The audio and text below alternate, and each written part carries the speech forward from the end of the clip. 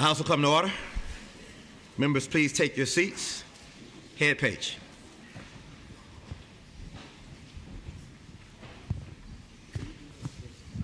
The House is now in session. All persons not entitled to privileges of the floor, please retire to the gallery. The members will rise and be led in prayer by Father John Ziegler, pastor, St. Patrick Church, Fredericksburg, and remain standing for the Pledge of Allegiance to the flag of the United States of America, which will be led by the delegate from Alexandria, Delegate Herring. May it please this honorable assembly, may it please Lord God most of all. Lord, we're here today to praise you, adore you, the one true God, creator of all that is. We thank you for the many blessings you bestowed upon us all and upon this great country in which we're blessed to live. Look with favor upon the distinguished men and women of this honorable assembly, this House of Delegates, representing the great people of the Commonwealth of Virginia. Fill them with your wisdom. Send your Spirit upon them to guide them in their deliberations today and in the days ahead, that they may act in accordance with your holy will in their service to your people. Lord God, all authority on earth comes from you. May those who minister in the sanctuaries like myself be true in proclaiming your word, and likewise those who serve in the halls of government act in accordance with your will, each of us remembering the account we must one day render to you, Lord God. Help these distinguished men and women in their work to promote and work for the common good, especially to defend and protect life at every stage, especially those who are the most vulnerable and defenseless among us, to defend the right of the free exercise of religion of its citizenry, and to preserve them from any unwarranted intrusion of that right, to defend and support marriage so that families who are the backbone of society may prosper and their children grow to enjoy the rights which you, Lord, confer upon your sons and daughters. And help them to promote the unique integrity of every human being made in your own image and likeness. Finally, I pray that you send your Holy Spirit upon these your servants, that they may act and work with respect toward one another. While disagreements are at times inevitable, help them to work toward unity and undo any unnecessary bonds of strife. Confirm these your servants in your peace, and let your light shine upon them. O Lord, let the dawn from on high break upon us all, to shine on those who dwell in darkness and the shadow of death, and to guide our feet into the way of peace. We ask this through Christ our Lord. Amen. Amen. The United States of America, and to the republic for which it stands, one nation, under God, indivisible, with liberty and justice for all.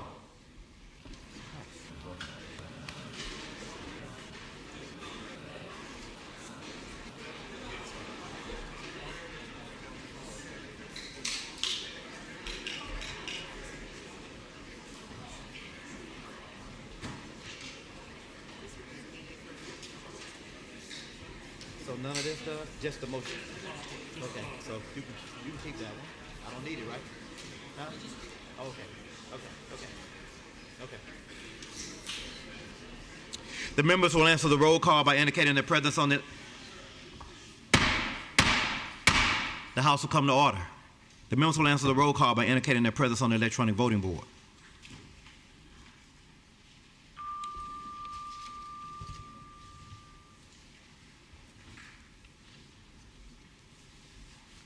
Clerk, close the roll.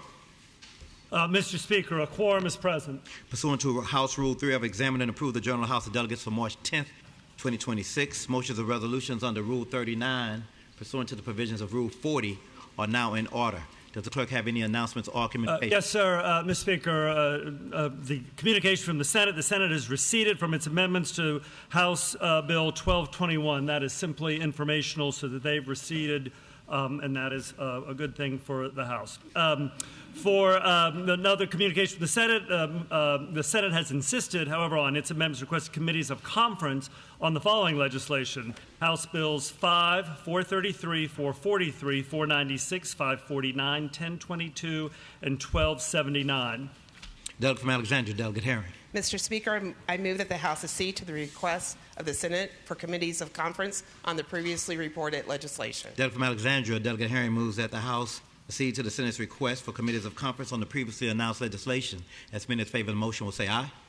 Those opposed, no. The motion is agreed to. And another communication from the Senate. The Senate has rejected the House amendments to the following Senate legislation. Senate Bills 115, 122, 200, 225, 378, 394, 491, 494, 543, 673, 764, and 827.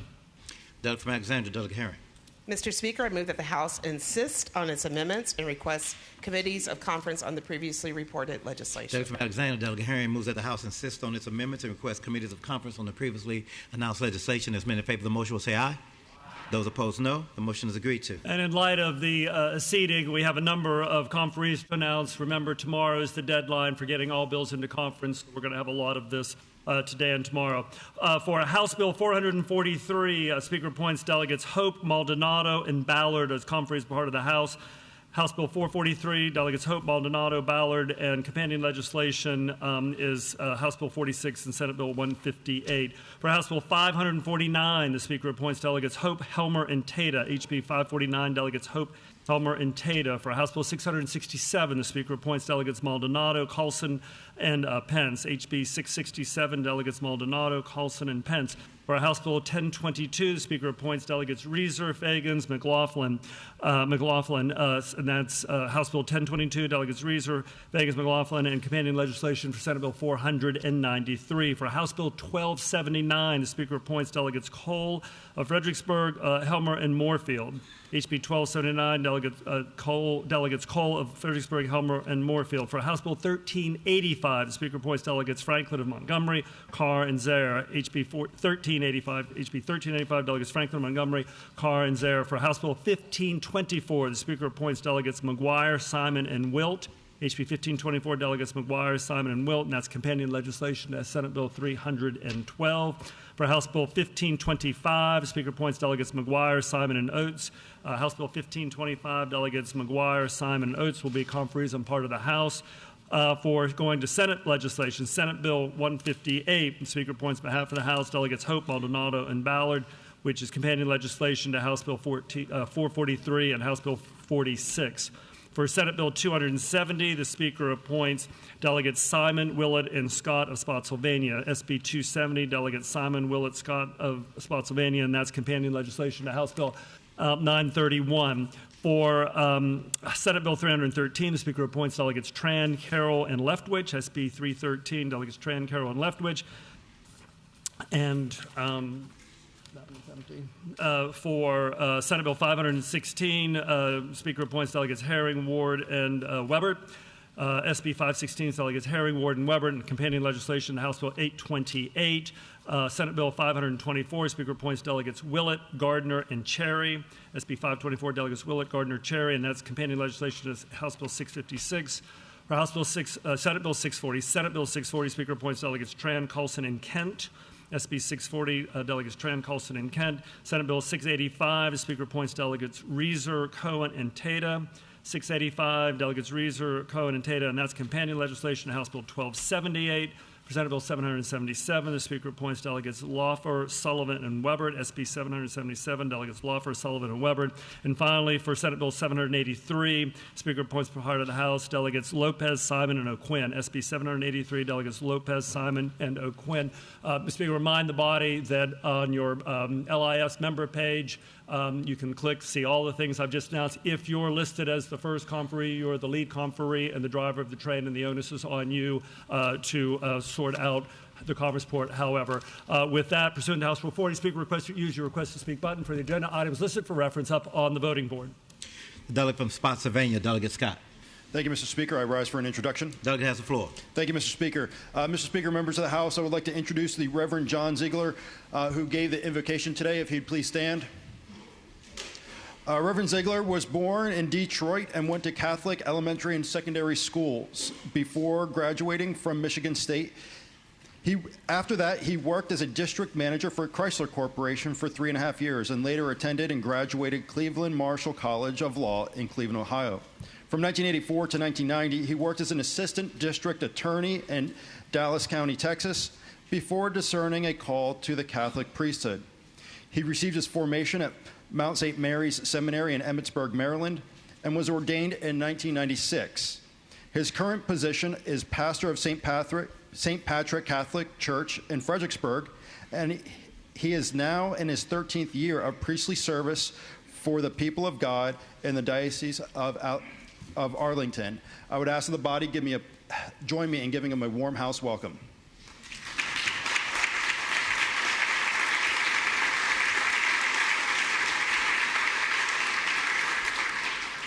Welcome to the Capitol, and thank you for the prayer this morning. The delegate from Virginia Beach, Delegate Askew. Thank you, Mr. Speaker. Mr. Speaker, I rise for the purpose of an introduction. Delegate has the floor. Thank you, Mr. Speaker. Mr. Speaker, today in the gallery are students from Bayside High School in Virginia Beach, home of the Marlins. If they're here, can they please rise? Mr. Speaker, Bayside serves students in grades 9 through 12 and offers a strong academic program, including advanced placement courses and the Health Sciences Academy that prepares students for careers in medicine and allied health. Bayside students also distinguish themselves through athletics, extracurricular activities, and service to their school and community. On behalf of the House, I welcome Bayside High School to the Capitol and thank their students, educators, and families for their positive contributions they make to Virginia Beach and the Commonwealth. Mr. Speaker, please join myself, Delegate Bloxham, Delegate Fagans, in giving these outstanding students a warm house welcome.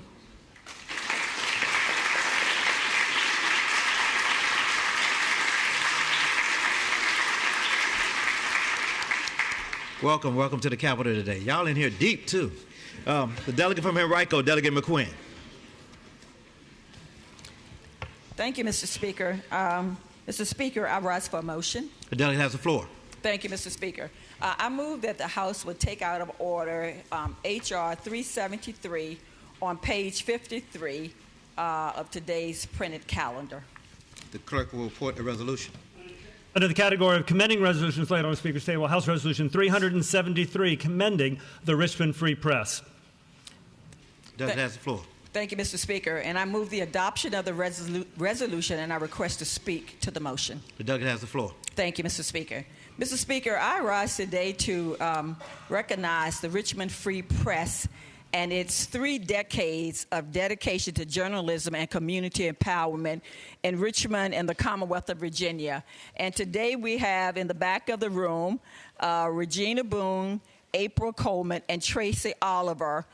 Some were hired by the Free Press. There are others, and we ask them to stand, please. Miss Regina Boone is the daughter of Raymond and Jean Boone, who were the owners, editor of the Free Press.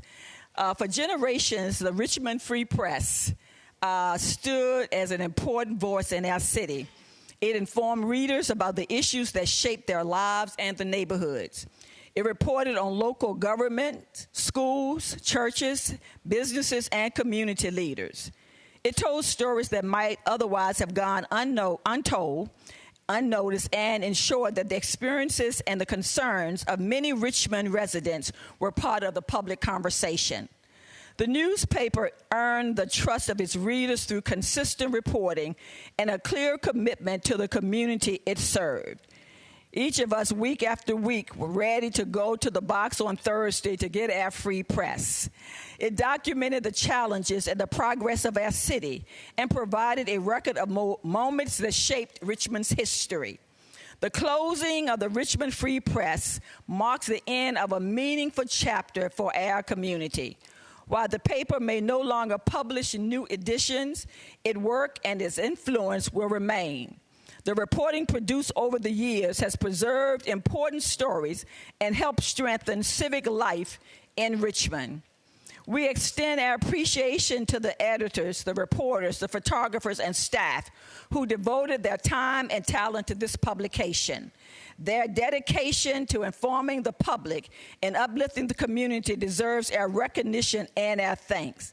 They use the platform of the paper to deliver excellence and service, and to them we extend a deep appreciation and gratitude. Mr. Speaker, I ask that this body would please join me in recognizing the contribution of the Richmond Free Press and the lasting impact it has had on the city of Richmond and the Commonwealth of Virginia, this country, and the world. Thank you, Mr. Speaker. I ask my colleagues to join me. The delegate from Henrico, Delegate McQuinn, moves that the House adopt House Resolution 373, commending the Richmond Free Press. All those in favor will say aye. Aye. All those opposed, no. The motion is agreed to. Congratulations.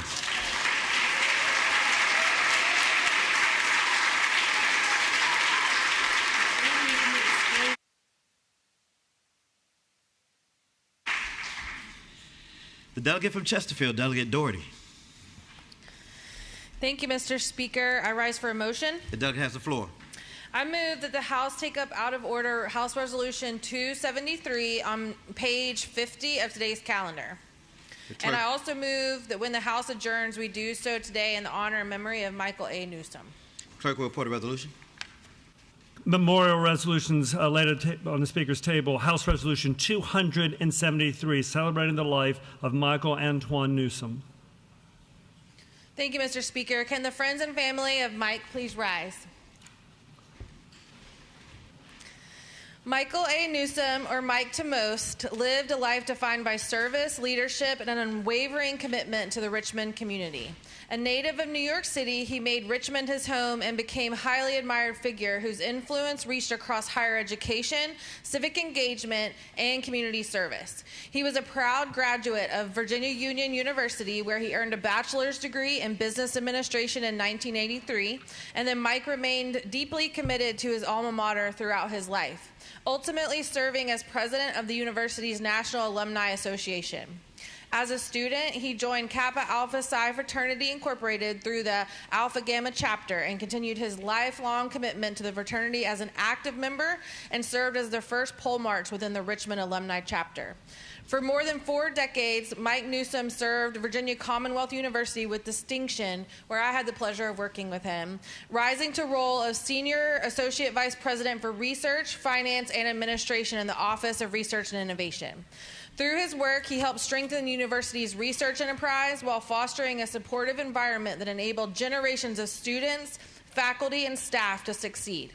Beyond the university, he was deeply committed to the community and in spiritual service through his church, Speaking Spirit Ministries, and through his wellness initiative, Blue Moon Wellness, where he helped individuals pursue healthier lifestyles through nutrition and holistic health practices. He's remembered for his genuine warmth, steadfast leadership, and a dedication to uplifting others.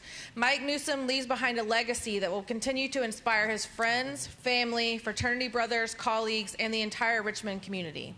Mr. Speaker, members of the House, in a moment after the resolution is passed, I hope that you'll join me in giving his family and friends here to celebrate the life of Mike Newsom a warm house welcome. The delegate from Chesterfield, Delegate Doherty, moves the adoption of House Resolution 273, celebrating the life of Michael Antoine Newsom. And that when the House adjourns today, it adjourns in the honor and memory of Michael Antoine Newsom. As many as favor the motion will rise.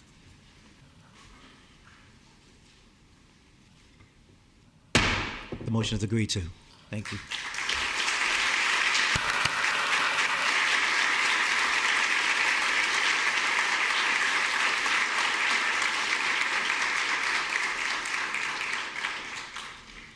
The delegate from Hampton, Delegate Thornton. Good morning, Mr. Speaker. I rise for the purpose of an introduction. The delegate has the floor. Mr. Speaker, we must stop because we all know one, we are one, or we've engaged with one, and that is a bully. Today, I'd like to introduce the Parents Against Bullying and ask them to rise. Parents Against Bullying was founded by parents who witnessed firsthand how the trauma of bullying can affect children's lives. Their message is about healing, restoration, education, and also elevation. Because they go throughout the Commonwealth with their program, Puppeting, to show other kids the effects of bullying. And they also do this throughout the Commonwealth. They do it out Hampton Roads. And they also do mentorship, summer camps, and school visits. The organization is supported by individuals such as the former president, Lady Michelle Obama, the United States Attorney General, and also United States Senator Mark Warner. Mr. Speaker, I ask that we give them a warm house welcome.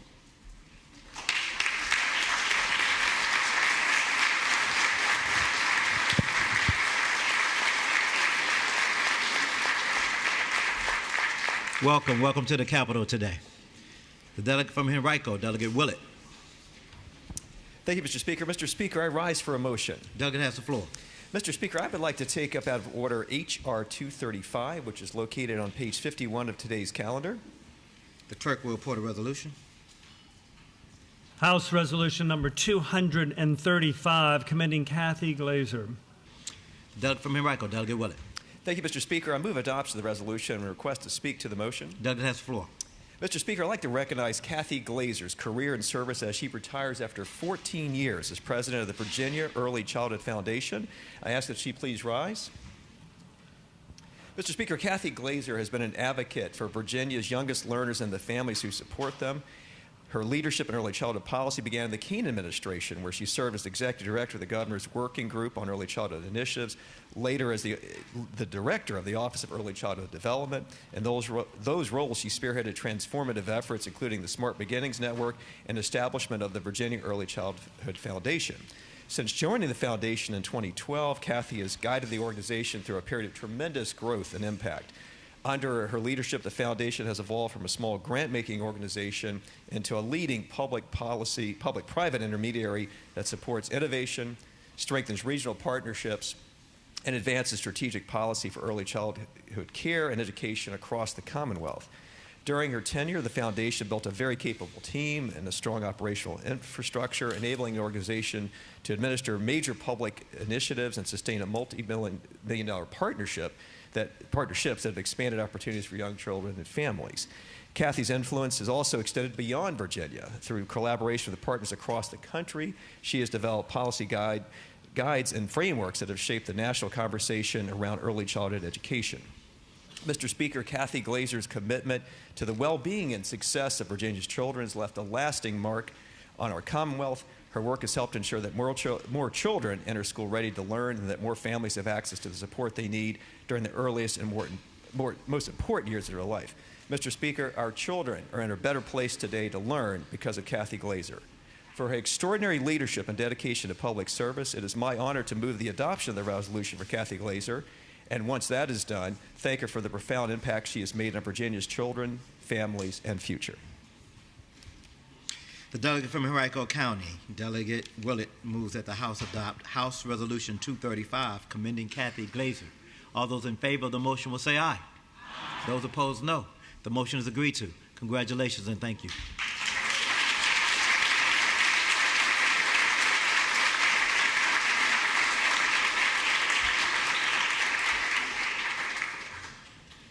The delegate from York County, Delegate Downey. Thank you, Mr. Speaker. I rise for a motion. The delegate has the floor. Mr. Speaker, I move that the House take up out of order House Resolution 374 on page 53 of today's calendar. The clerk will report a resolution. House Resolution 374, commending the Bruton High School girls swim and dive team. Delegate from York County, Delegate Downey. Thank you, Mr. Speaker. I move the adoption of the resolution. I request to speak to the motion. The delegate has the floor. Thank you, Mr. Speaker. In the gallery today are swimmers and coaches and families of the Bruton High Panthers girls swim team. I would ask them to please stand to be celebrated. Mr. Speaker, I'm honored to recognize the outstanding swimmers from Bruton for their amazing accomplishment at the Class 1 and 2 state championship meet in February of this year. Bruton was dominant in winning the state championship this year by a wide margin, winning 7 of 11 events and setting a state record in one of the relay events. What is even more amazing, Mr. Speaker, is that this is Bruton girls swim team's 5th consecutive state championship title. That's right, 5 straight titles. Over the past 5 seasons, this group of swimmers has broken 9 out of the 11 team records and has broken 2 state championship records. Mr. Speaker, this accomplishment comes about because of hard work, persistence, and hours spent in the pool. I would also like to give credit to the parents and coaches that have supported the swimmers and their team during this championship run. As a Bruton alumnus and a former Bruton swimmer myself, I'm incredibly honored to have been part of this team as a volunteer coach over the past 10 years. Once again, I would like to commend the Bruton High Panthers girls swim team for their 5th consecutive state championship and move to adopt the resolution. The delegate from York County, Delegate Downey, moves that the House adopt House Resolution 374, commending the Bruton High School girls swim and dive team. All those in favor shall say aye. Aye. All those opposed, no. The motion is agreed to. Congratulations.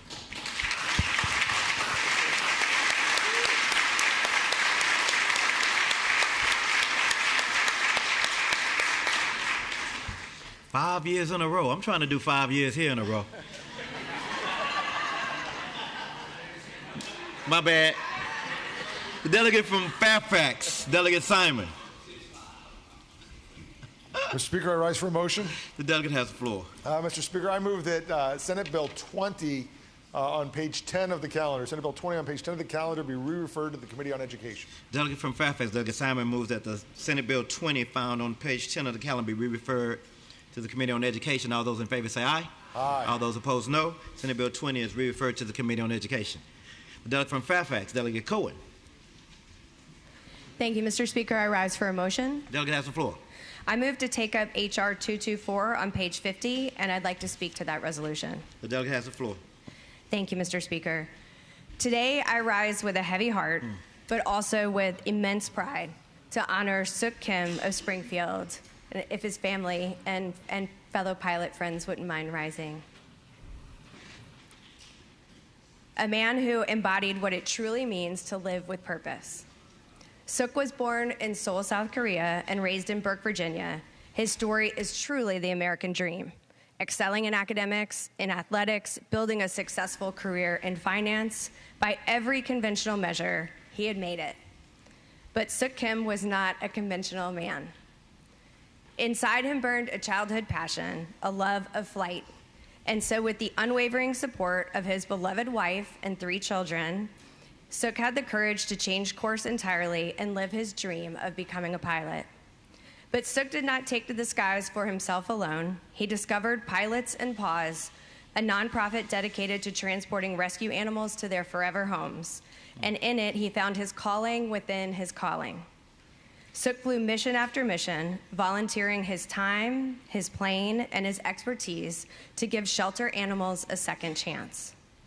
On November 24th, 2024, Suk Kim took off on one such mission of mercy, carrying 3 dogs to their new homes and families. He flew into challenging weather, he faced difficult conditions, and in the face of all of it, he stayed committed to the animals in his care, to the mission that mattered to him.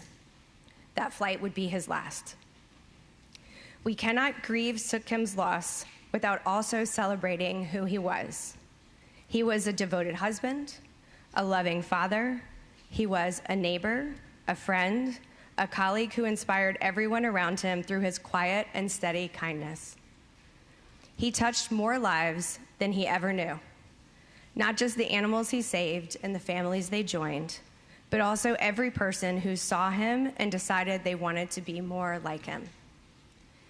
To Anna, Lee, Isaac, and Mason, to all who loved him, Virginia is grateful for your husband, your father, your brother. We are better for having had him among us. Mr. Speaker, we will remember the pilot who flew with compassion, the father who showed his children what courage looks like, the man who gave his life doing what he loved in service to the most vulnerable. May he rest in peace, and may we all fly a little closer to the example he set. I'd ask to yield the rest of my time to the delegate from Norfolk, Delegate Anthony. The delegate from Norfolk, Delegate Anthony. Thank you, Mr. Speaker. I rise as a student pilot working towards my private pilot certificates in remembrance of a beloved individual from the Virginia aviation community. And last year when I came across posts circulating within the community about the tragic loss of Suk Kim. Pilots across the country shared the news and reflected on the kind of person he was. And Suk Kim realized a dream that many aviators share, the ability to take to the skies. And however, what truly stood out about his life was how he chose to use that privilege. And over the years, he helped save hundreds of animals who might have otherwise faced euthanasia simply because the shelters were out of space. He also encouraged other pilots to participate, bringing more people into that work and expanding the reach of those rescue flights. And of course, as the delegate from Fairfax mentioned on his final mission, he was doing what he had done many times before, transporting rescue dogs so they could have a second chance at life. And two of those dogs, named Whiskey and Pluto, survived the crash. In the months after his passing, fellow pilots and volunteers continued the work he cared about. They organized more flights, transported more animals, and built a growing network of aviators and rescuers who carried forward the mission that meant so much to him. Many began referring to that continuing effort as Suk's Army, honoring the example he set and the compassion that guided his life. And for those of us who are learning to fly, his life offered an important reminder. Aviation is not only about reaching the sky or checking off a bucket list item or fulfilling a personal dream. It can also be a way to serve others and make a difference in the lives of those who cannot help themselves. Suk Kim used the gift of flight in that way. It has been an honor to stand with the delegate from Fairfax in honoring the life of Suk Kim. May Suk Kim have blue skies and gentle tailwinds. Thank you, Mr. Speaker. The delegate from Fairfax, Delegate Cohen, moves that the House adopt House Resolution 224, celebrating the life of Suk Kim, and that when the House adjourns today, it adjourn in the honor and memory of Suk Kim. Those in favor of the motion shall rise.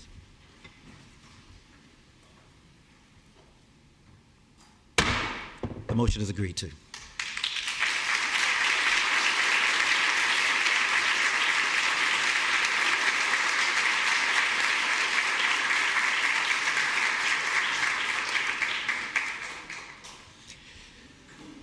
The delegate from Chesterfield, Delegate Doherty.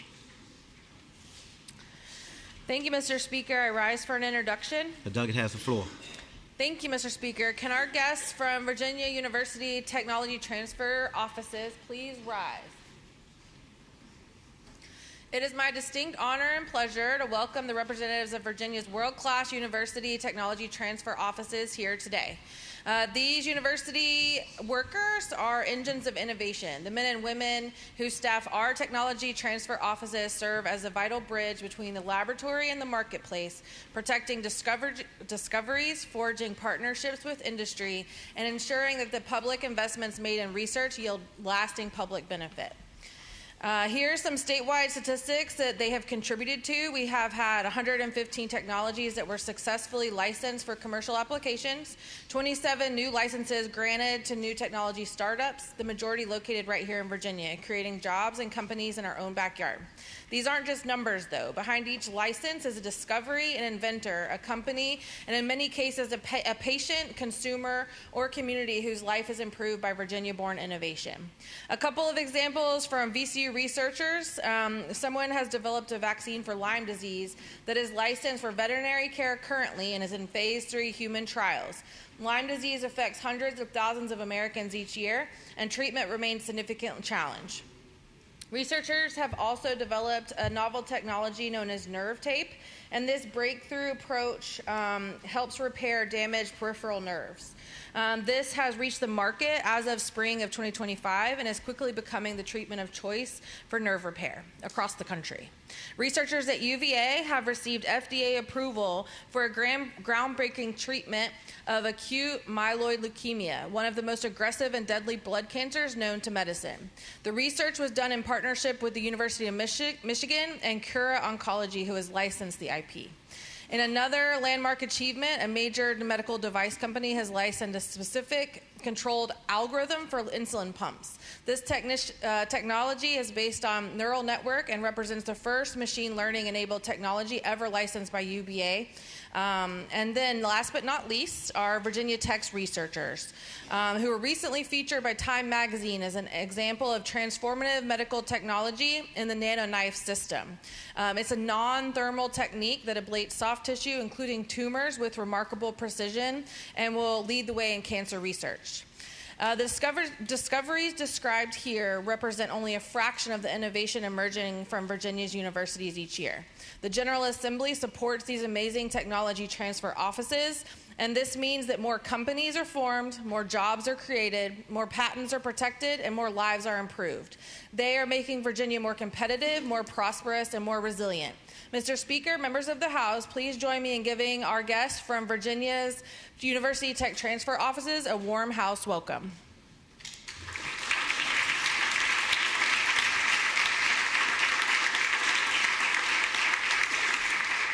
Welcome to the Capitol. The delegate from Alexandria, Delegate McPike. Thank you, Mr. Speaker. I rise for the purpose of an introduction. The delegate has the floor. Thank you, Mr. Speaker. In the gallery today are the owners and operators of a beloved institution in my district, Table Talk Restaurant. I would ask them to rise. Mr. Speaker, earlier this week, this body passed House Joint Resolution 194, which honored Table Talk for achieving a rare milestone in any business, 50 years of continuous operation. This is a particularly remarkable achievement in the restaurant industry. As anyone who's ever been the excited customer of a new restaurant knows, most restaurants don't make it. It's a hard business with narrow margins, serving customers with fickle tastes.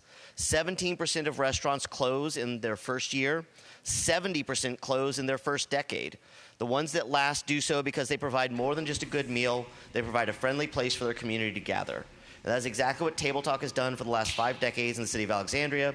It's been a place where Alexandria meets and eats. It's a place that's been a host location for parties, events, and local clubs. It's been a place where generations of Alexandrians have held celebrations and long-sought reunions. For 50 years, it's been a place the community could rely on to always make you feel at home, and I am confident it will continue to do so for another 50 years and more. Table Talk is an Alexandria institution, which is why I was proud that this institution passed a resolution honoring them on Monday, and why I'm happy to have them with us here today. And so, Mr. Speaker, I hope the members will join me in congratulating Table Talk on 50 years of success in Alexandria and give them a warm House welcome.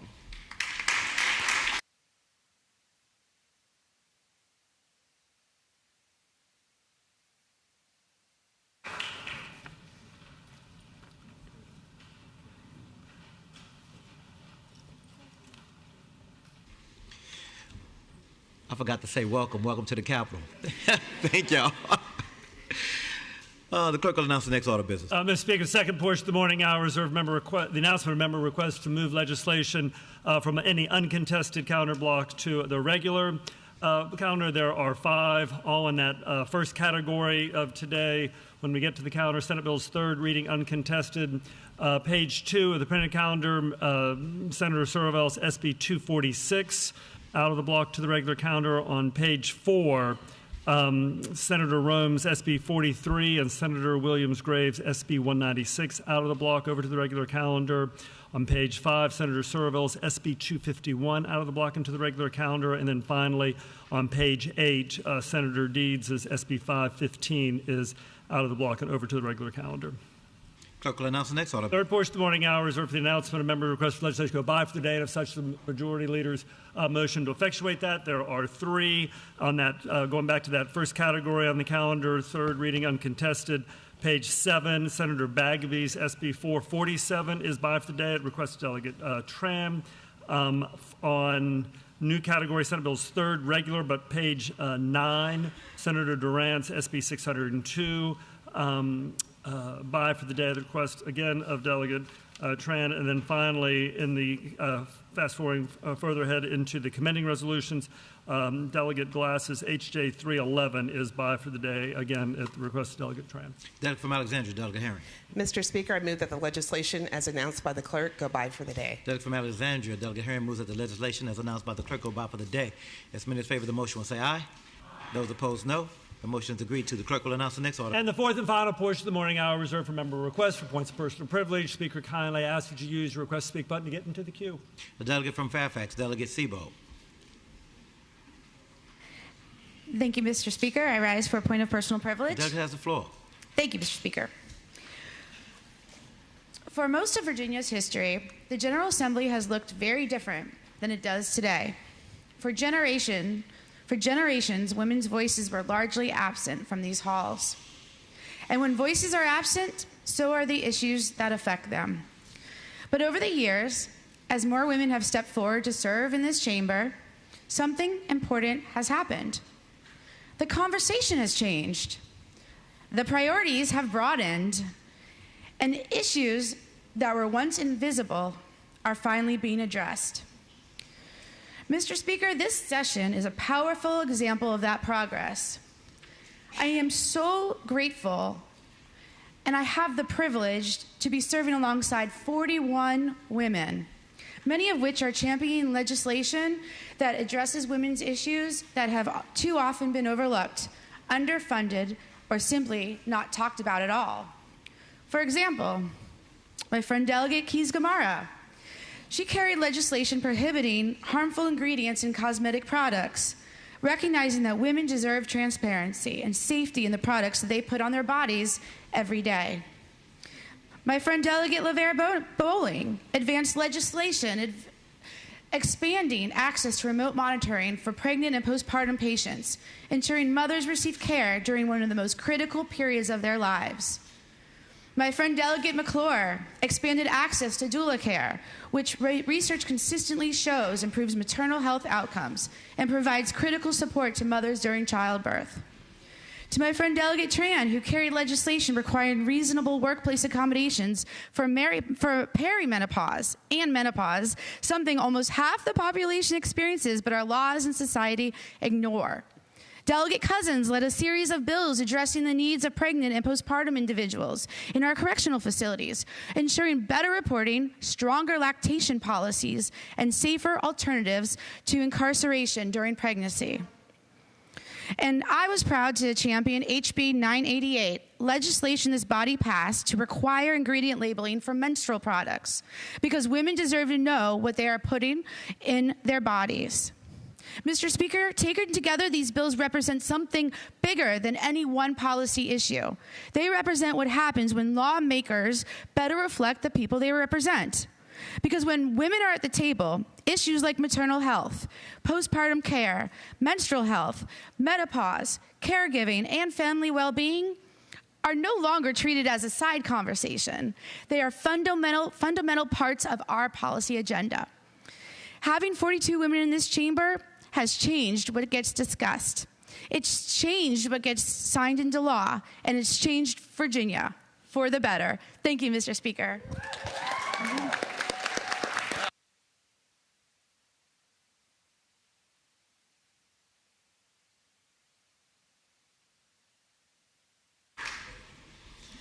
The delegate from Albemarle, Delegate Laufer. Mr. Speaker, that's a hard speech to follow, which I totally say ditto to. But I stand for, a point of personal privilege. The delegate has the floor. Thank you, Mr. Speaker. Today, in honor of Women's History Month, I would like to talk about the power of a legacy, and in my district, how the incredible legacy of Grace Tinsley has shaped our community. Grace Tinsley was a woman of many talents. She was a pioneer, community servant, and a political activist throughout her lifetime. She grew up attending all-black segregated schools in Charlottesville and obtained her nursing certificate at the University of Virginia Hospital in the late 50s. She served there for 18 years before becoming the first ever school nurse at Charlottesville High School. Grace's legacy in Charlottesville is defined by her continued boundary-breaking and steadfast commitment to public service. She became the first Black woman on the school board only 6 years after Charlottesville schools desegregated. She used her platform to fight for equal education and opportunities for all students. Grace also brought the first public defender's office to Charlottesville, ensuring representation for all. Grace was a tough, smart, and determined woman, and her power to create opportunity for Charlottesville extends beyond her lifetime. In 2007, the Grace Tinsley Memorial Scholarship Program was founded, and since then, 72 low to moderate income seniors at Charlottesville High School have been receiving their scholarships. Recipients demonstrate Tinsley's core values of courage, humor, perseverance, and a dedication to bettering their community. As a former board member of this scholarship program, I can attest to how Grace's legacy inspires investment in education and changes students' lives. Grace Tinsley represents the best of Charlottesville and the best of Virginia. Of course, she is remembered for her historic contributions to Charlottesville schools, but more importantly, her legacy of her service enables generations of students to seek out futures they never imagined would be in their grasp. I hope we can all follow the example set by Grace Tinsley and have our commitment to our constituents, our communities, and our Commonwealth be so great that it inspires future generations to continue our work long after we've left this chamber. Thank you, Mr. Speaker.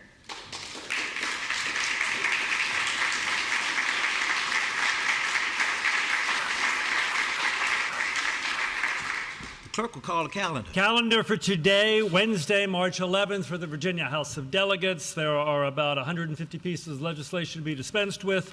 We turn to the first category, Senate bills on third reading, uncontested calendar block, page 2.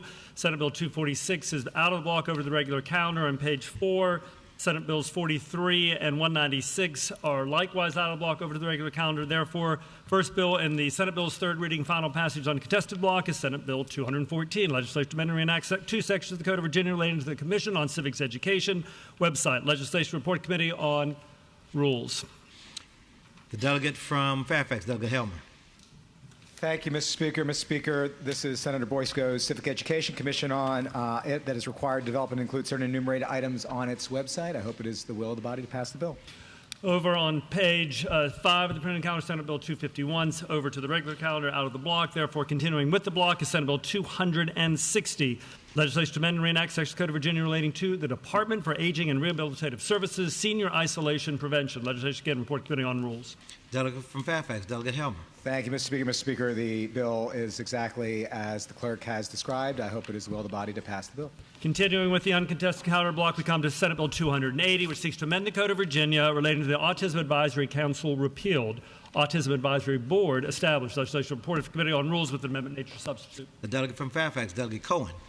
Mr. Speaker, the substitute for SB 280 gets this bill back in its original intent by reverting the Senate's proposed Governor's Advisory Board, staffed by DBHDS, to a proper autism commission. I'd ask that the House adopt the Committee on Rules substitute. Shall the committee substitute be agreed to? All those in favor say aye. Aye. All those opposed, no. The committee substitute is agreed to.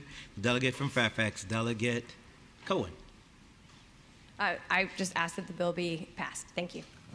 Continuing with the block, we come to Senate Bill 384, which seeks to amend the Code of Virginia relating to the Virginia Information Technologies Agency, Artificial Intelligence, Independent Verification Organizations. Legislation, again, reported Committee on Rules. The delegate from Chesapeake, Delegate Hayes. Thank you, Mr. Speaker. Senate Bill 384 is the cognate to my House Bill 797 that passed the body 79 and 19.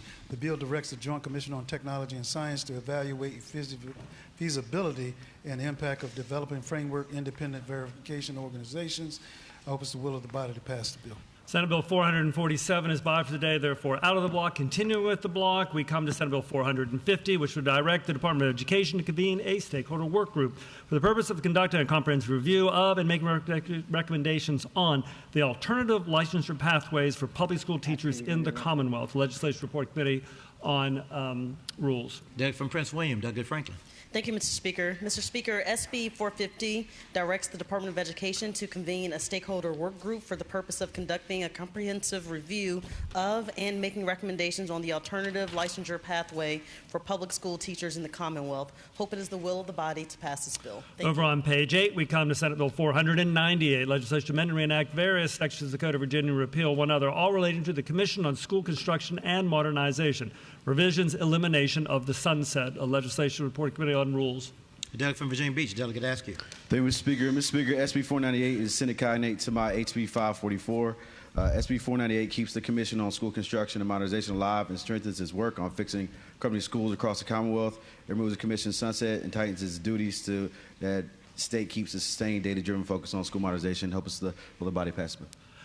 Senate Bill 515 is out of the block to the regular calendar. Therefore, the last bill in third reading regular uncontested calendar block is SB 682, legislation to amend and reenact Section of the Code of Virginia relating to the Alzheimer's Disease and Related Disorders Commission sunset extension. Legislation again reported committee on rules. Delegate from Henrico, Delegate LaFleur Bowling. Thank you, Mr. Speaker. SB 682 is the cognate to my House Bill 431, which renews Virginia's Alzheimer's Disease and Related Disorders Commission, which supports families and caregivers as dementia impacts more Virginians every day across the Commonwealth. With that, Mr. Speaker, I ask that we move passage of the bill. Shall the bills pass?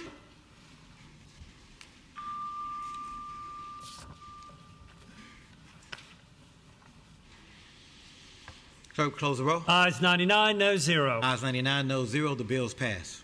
Continuing with today's calendar, we come to a new category, Senate bills on third reading regular calendar, 18 plus or so bills in this category.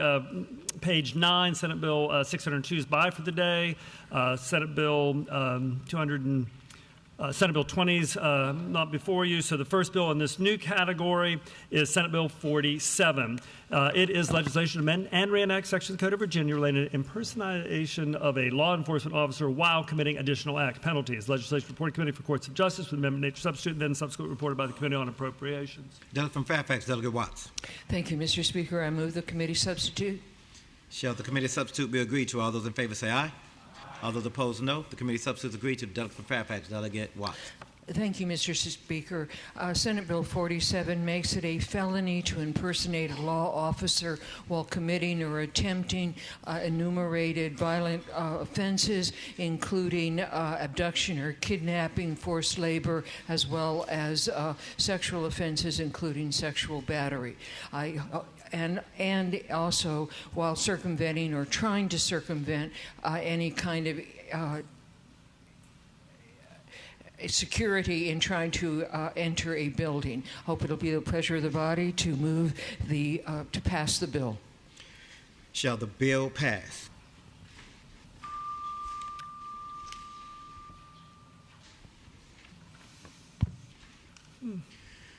Clerk will close the roll. Ayes 75, noes 24. Ayes 75, noes 24. The bill passes. Over on page 11, we come to Senate Bill 59, which is legislation to amend and reenact sections of the Code of Virginia relating to photo speed monitoring devices, photo monitoring system for traffic signals, proof of violation, certain retired law enforcement officials, registered conservators of the peace, and technicians training.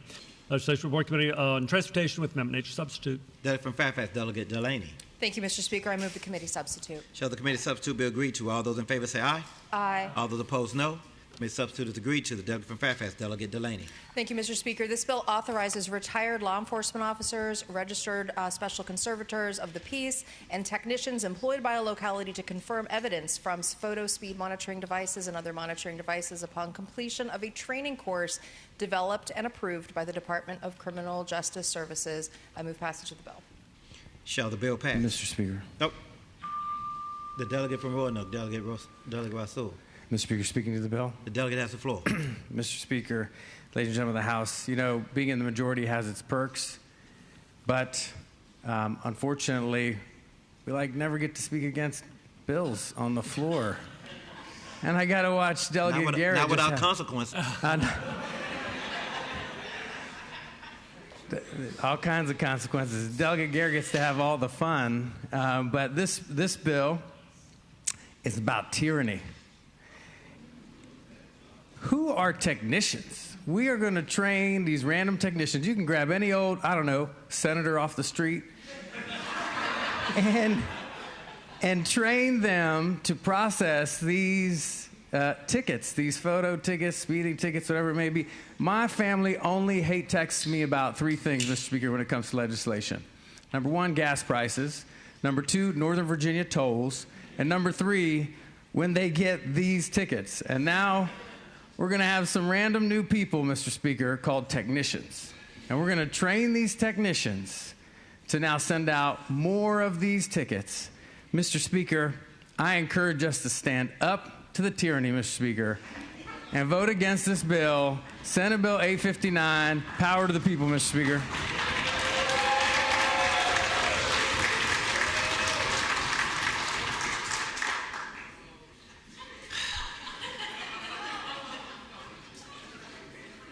The delegate from Buckingham, Delegate Garrett. Mr. Speaker, it's been like a week since I said I love you. Speaking of the bill. The delegate has the floor. I could conclude my remarks by looking at my colleague from Roanoke and then the speaker and saying what he said, but I can't help myself. What an incredible moment for the Commonwealth of Virginia, where we have bipartisan comity. That's with a T, not a D-E-Y.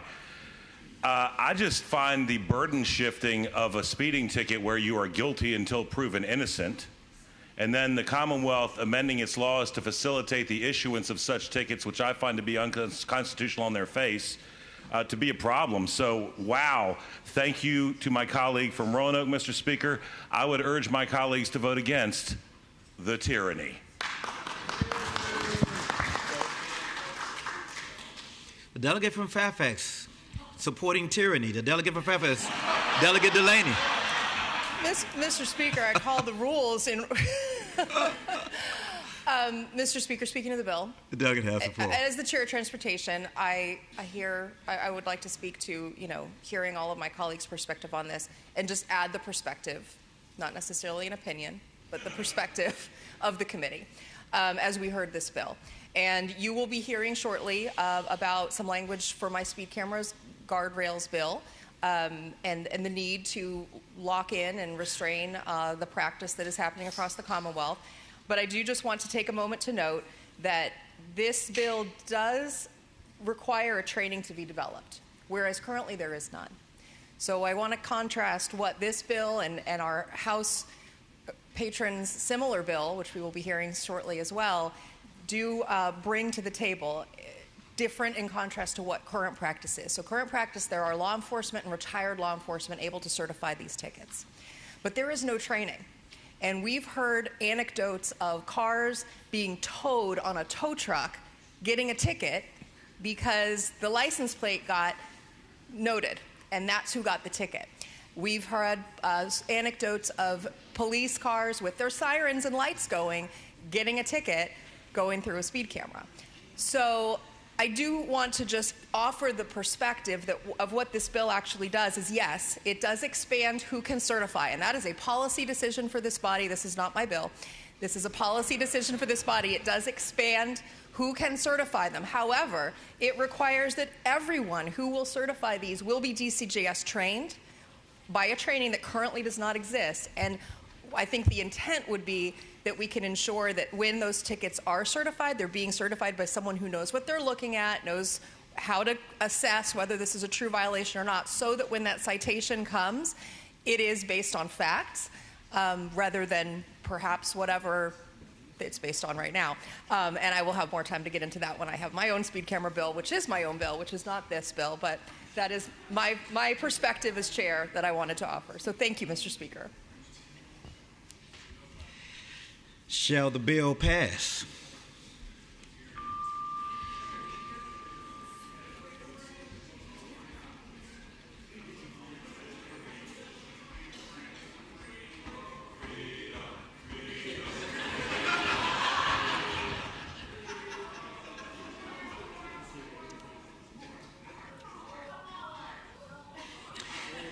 Clerk will close the roll. Ayes 40, noes 59. Ayes 40, noes 59. You guys tell Senator Diggs y'all.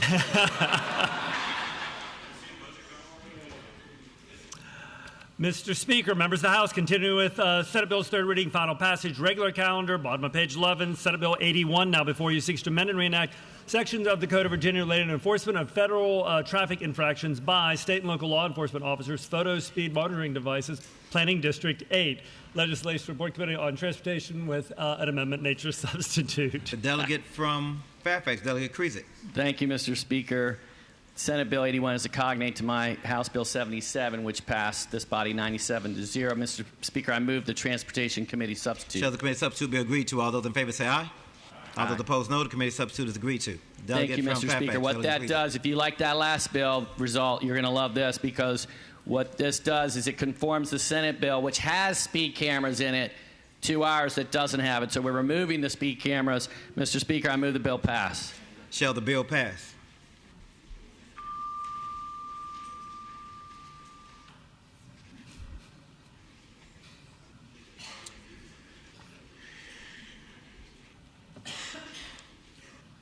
Clerk will close the roll. Ayes 91, noes 8. Ayes 91, noes 8. The bill passes. Over on page 12, we come to Senate Bill 84, legislation to amend and reenact 3 sections of the Code of Virginia relating to speed safety cameras, placement and operation, violation enforcement, civil penalties. Report. Legislation again, Report Committee on Transportation with an amendment nature substitute. Delegate from Fairfax, Delegate Seabold. Thank you, Mr. Speaker. I move the committee substitute. Shall the committee substitute be agreed to? All those in favor say aye. All those opposed, no. The committee substitute is agreed to. The delegate from Fairfax, Delegate Seabold. Thank you, Mr. Speaker. Well, if you love the last 2 bills, you're really going to love this one, Mr. Speaker. We're really going to love it. Okay, so SB 84 is the cognate of my HB 1330, which adopts guardrail language because there currently is no guardrail language in the code. As the chair of transportation mentioned, good governance practices, and allows for the use of stop sign and pedestrian crossing monitoring devices because we want to ensure that our children who are walking to school get there safely. So, Mr. Speaker, I move the passage of this bill. Shall the bill pass?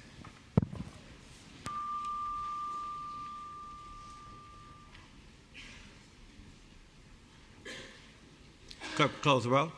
Ayes 67, noes 32. Ayes 67, noes 32. The bill passes. Senate Bill 219 now before you seeks to amend and reenact a section of the Code of Virginia, again relating to photo speed monitoring devices, summons, reports. Legislation Report Committee on Transportation with an amendment nature substitute. Delegate from Fairfax, Delegate Delaney. Thank you, Mr. Speaker. I move the committee substitute. Shall the committee substitute be agreed to? All those in favor say aye. All those opposed, no. The committee substitute is agreed to. The delegate from Fairfax, Delegate Delaney. Thank you, Mr. Speaker. So this bill requires a second summons for a vehicle speed violation captured by a photo speed camera to be mailed for failure to appeal in court. After a failure to appeal, after a second summons, then the DMV will be mandated to refuse to renew vehicle registration certificate or the license plate issued for such a vehicle until the required civil penalties and any administrative fees have been paid.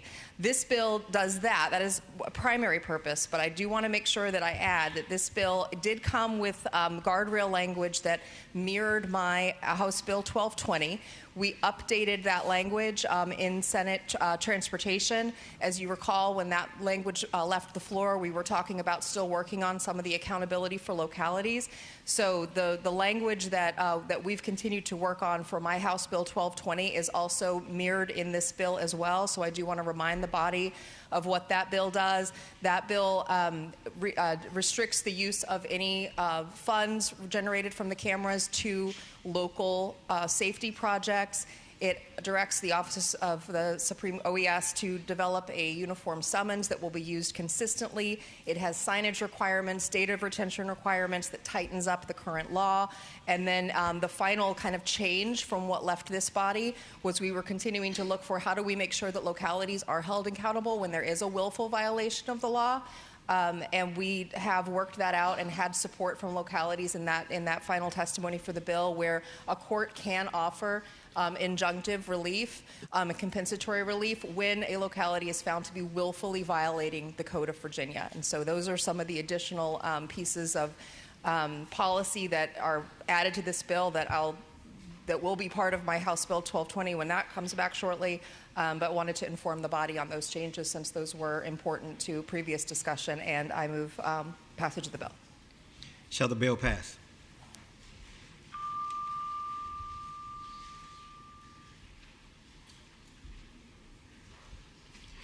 Clerk will close the roll. Ayes 66, noes 33. Ayes 66, noes 33. The bill passes. Senate Bill 249 now before you seeks to amend and reenact 3 sections of the Code of Virginia relating to electric utilities, integrated resource plans, State Corporation Commission, Commission on Electric Utility Regulation, Workgroup Report. Legislation was reported to the Committee on Labor and Commerce with an amendment nature substitute. The delegate from Henrico, Delegate Verboli. Thank you, Mr. Speaker. I'd like to move adoption of Labor and Commerce substitute. Shall the committee substitute be agreed to? All those in favor say aye. All those opposed, no. The committee substitute is agreed to. Delegate from Henrico, Delegate Verboli. Thank you, Mr. Speaker. SB 249 with the substitute is now the cognate to my House Bill 429, which strengthens how Virginia's electric utilities develop their integrated resource plans. The bill simply improves the planning process by requiring more comprehensive modeling across generation, transmission, and distribution, and by directing utilities to evaluate grid-enhancing technologies and advanced conductors before defaulting to major new infrastructure build-out. It also increases transparency and structured public participation while preserving appropriate confidentiality protections and maintaining the distinction between IRPs as planning tools and CPCN proceedings for specific project approvals. Mr. Speaker, I move that we pass the bill. Shall the bill pass?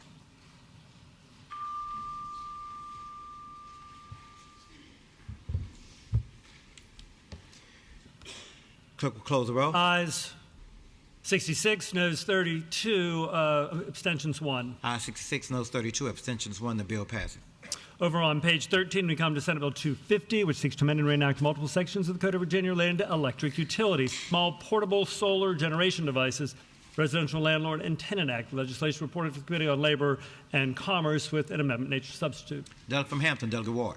Thank you, Mr. Speaker. Mr. Speaker, I move the substitute. Shall the committee substitute be agreed to? All those in favor say aye. All those opposed, no. The committee substitute is agreed to. The delegate from Hampton, Delegate Ward. Thank you, Mr. Speaker. Mr. Speaker, first, this bill prevents a locality from prohibiting the use of small portable solar generation devices on residential structure.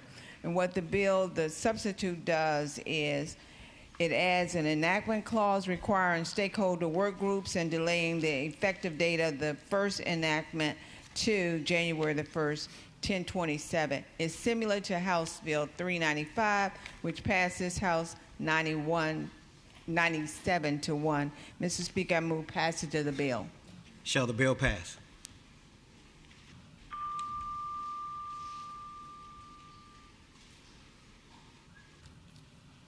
Clerk will close the roll.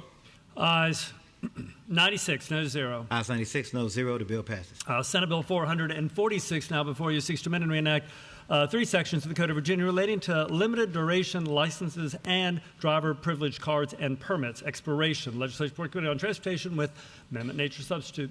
Delegate from Arlington, Delegate Lopez. Thank you, Mr. Speaker. Mr. Speaker, I'd like to move the committee substitute. Shall the committee substitute be agreed to? All those in favor say aye.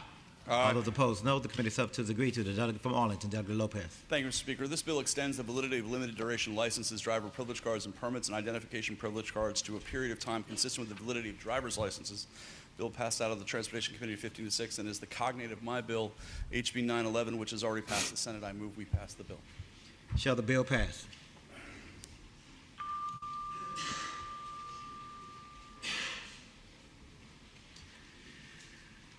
Clerk will close the roll. Ayes 64, noes 34. Ayes 64, noes 34. The bill passes. They are. Continuing with Senate Bill 448, it is legislation that seeks to amend and reenact sections of the Code of Virginia relating to electric utilities, energy storage resources, Department of Energy to develop model ordinances, work groups, reports. Legislation Report Committee on Labor and Commerce with an amendment nature substitute. And Mr. Speaker, Delegate Wilt has a floor amendment drawn to the committee substitute, which is available to the members and to the public via the Legislative Information System. Delegate from Fairfax, Delegate Sullivan. Thank you, Mr. Speaker. I move the committee substitute. Shall the committee substitute be agreed to? All those in favor say aye. All those opposed, no. The committee substitute is agreed to. Delegate from Fairfax, Delegate Sullivan. Thank you, Mr. Speaker. Mr. Speaker, with that, this bill is now identical to my HB 895, which passed this body 68-31 and passed the Senate yesterday. It increases both short and long duration energy storage targets for Dominion and NAPCO with robust SEC oversight over viability and cost, and requirements that a significant portion, and requires, that a significant portion of the long duration storage be built in the coalfield region of Virginia. The substitute deleted a couple of enactment clauses, provided additional SEC oversight, and made some minor technical amendments. This bill represents peace in the Valley among all the stakeholders, Mr. Speaker, and I move that the bill pass. Delegate from Rockingham, Delegate Wilkes. Mr. Speaker. Delegate has the floor. Delegate Simon from the Mr. Delegate Speaker, from I move Fairfax. that the floor amendment be passed by. Delegate from Fairfax, Delegate Simon moves the floor amendment be passed by. All those in favor say aye. Aye. All those opposed, no. Ayes and nays. We'll have 2 minutes to debate. The delegate from Rockingham, Delegate Wilkes. Thank you, Mr. Speaker. I would Speaking to the urge motion to pass by. Excuse me. Yes, I'm sorry, Mr. Speaker. Speaking to the motion to pass by. Delegate has the floor. Thank you, Mr. Speaker. Ladies and gentlemen of the House, I would ask the body to reject that motion. This language is very simple. It's enactment language that brings about and encourages affordability and reliability for our electric customers. And what it also does is continue to encourage and enable the State Corporation Commission to do the same. That's one of their top priorities. But the thing that I'm concerned about, Mr. Speaker, is that this year we've seen a lot of bills in this whole universe. I mean, there's a lot of things, and I'm concerned that our customers are going to get caught up in all these things that we're doing, and it's going to end up costing them. At the end of the day, Mr. Speaker, I know that you and everyone in here, we're committed to our constituents, that we protect their electric rates and in the form of affordability, but also encouraging and sustaining reliability. And so I know that some would say, well, this already exists in the State Corporation Commission. Mr. Speaker, if that were so, this is just an exclamation point on what the State Corporation Commission is able to do. And again, I would ask the body to reject the motion to pass by. Delegate from Fairfax, Delegate Simon. Mr. Speaker, very briefly, I ask that we vote yes on the motion to pass by. The exclamation point, I think the delegate said it correctly. This doesn't add anything that doesn't already exist in existing law. Unnecessary and superfluous. I think we'll all vote green on the motion to pass by. Thank you, Mr. Speaker. Shall the motion to pass by be agreed to?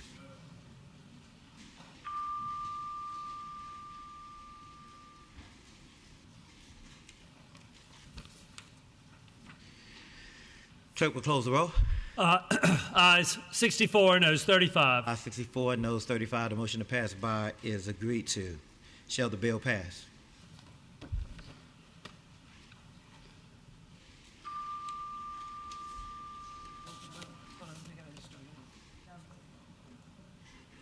House will be at ease. I think she hit the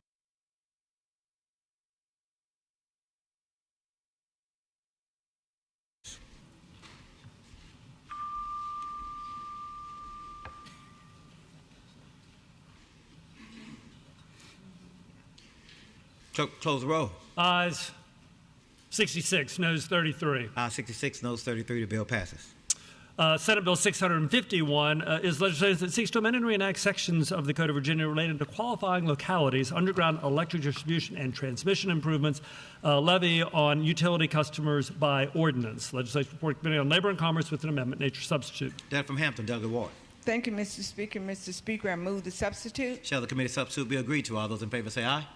All those opposed, no. The committee substitute is agreed to. Delegate from Hampton, Delegate Ward. Thank you, Mr. Speaker. What this bill does, it authorizes a qualifying locality to enter into an agreement with an electric utility to place new and proposed underground electric distribution or transmission lines or facilities underground. And what the substitute does, it just conforms Senate Bill 651 to House Bill 1487, which passed this House 62-36. I move passage of the bill. Shall the bill pass?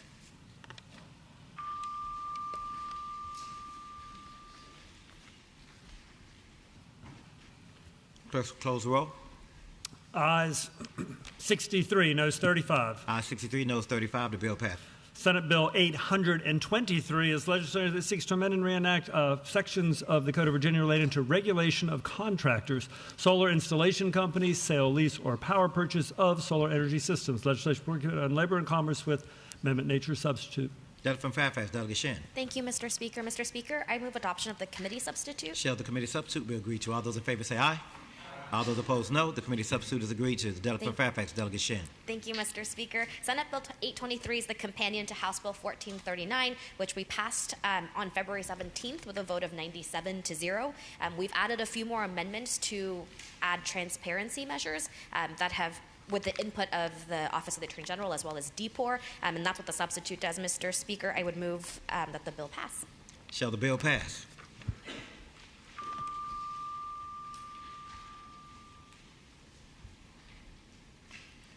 Clerk will close the roll. Ayes 95, noes 4. Ayes 95, noes 4. The bill passes. Next, we come to Senate Bill 2. Senate Bill 2 is legislation that seeks to amend and reenact multiple sections of the Code of Virginia relating to paid family and medical leave insurance program. Notice requirements, civil action. Legislation reported from the House Committee on Labor and Commerce with amendment nature substitute reported by the Committee on House Appropriations with an amendment nature substitute, which is different. And then Delegate Bloxham has a floor amendment drawn to one of the substitutes, the appropriation substitute.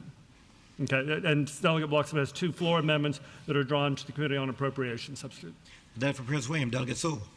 Thank you, Mr. Speaker. Mr. Speaker, SB 2 will establish a paid family and medical leave program here in the Commonwealth of Virginia after a brief pit stop in conference. So with that, I move the Labor and Commerce substitute and ask that the House reject it. Shall the committee substitute be agreed to? All those in favor say aye. Oh. All those opposed, no. The committee substitute is rejected. The delegate from Prince William, Delegate Sewell. And Mr. Speaker, the substitute from the Committee on Appropriations is a technical fix at the request of the Department of Human Resource Management. And with that, I move the appropriation substitute and ask the body to accept it. Shall the committee substitute be agreed to? All those in favor say aye. All those opposed, no. The committee substitute is agreed to. The delegate from Prince William, Delegate Sewell. So the bill establishes paid family medical leave in the Commonwealth of Virginia, as previously noted, and we're excited to do so. Would you move? Do you want and the bill move that to the bill pass? pass. The delegate from Accomack, Delegate Bloxham. Mr. Speaker. The delegate from Fairfax, Delegate Simon. Speaker, I move that the floor amendment be passed by. Delegate Fairfax moves that the floor amendment be passed by. All those in favor say aye. Aye. All those opposed, no. Okay. Both from him. I'd prefer to take both of them by. We got to do them separate. All right. I mean, if he wants to sever them, obviously. But yeah. Right, I'll take. The delegate from, we'll have 2 minutes before we go on the board. The delegate from Accomack, Delegate Bloxham. Thank you, Mr. Speaker. Speaking to the motion to pass by. The delegate has the floor. Thank you, Mr. Speaker. A delegate used to serve in this chamber used to say he'd rather be a confident duplicator than a risky originator. So what we're venturing out here is a program that's been tried in 1 or 2 states. We're stepping out, and our program is the most generous, the fastest to be able to get into it, and the widest door to get on the train. So if it is truly 1 cup of coffee a day is all this supposedly cost, I'm good with that. I drink 1 cup. Actually, I drink 2 cups, Mr. Speaker. And I'll say the First Amendment is the price of 2 cups of coffee a day. And all it says is that if we hit the 2 cups of coffee a day cost, the General Assembly will look at the program. The costs are out of control. We need to look at the program. We need to control the benefits. We need to control the runway to get on the program. We need to control how many people how many family members. We can try to control it. So if we can do that, that's the First Amendment. The Second Amendment says we've tried the First Amendment, and the cost is still going up. Sir, we just talk on the one amendment. You're going to have a chance to speak on the Second Amendment. Sorry, Mr. Speaker. So the First Amendment is simple. It just gives us the ability to look at it and readjust it if, by chance, the patron says the cost will never get that high. We'll never see it again. But when the bill goes to the VEC, they're not concerned about cost. They're just concerned about the trust fund balance, which means they will control what our people in their payroll gets deducted. And that's a dangerous precedent, letting a bureaucrat, 400 of them at the VEC, tax their payroll. Thank you, Mr. Speaker. The delegate from Fairfax, Delegate Simon. Mr. Speaker, I would just encourage the members to vote yes on the motion to pass by. I understand what's happening here. They've created up a super high rate, and I think they're going to probably try and spin this vote as somehow a vote in favor of this really high payroll tax, which it is not. This is a procedural maneuver. We want to get this floor amendment passed by. I suspect what's going to happen with this bill, once it gets back to the Senate, it's going to go into conference. There'll be time to address things like this at that point. But I encourage for the moment for members to vote green on the motion to pass by. Thank you, Mr. Speaker. Shall the motion to pass by be agreed to?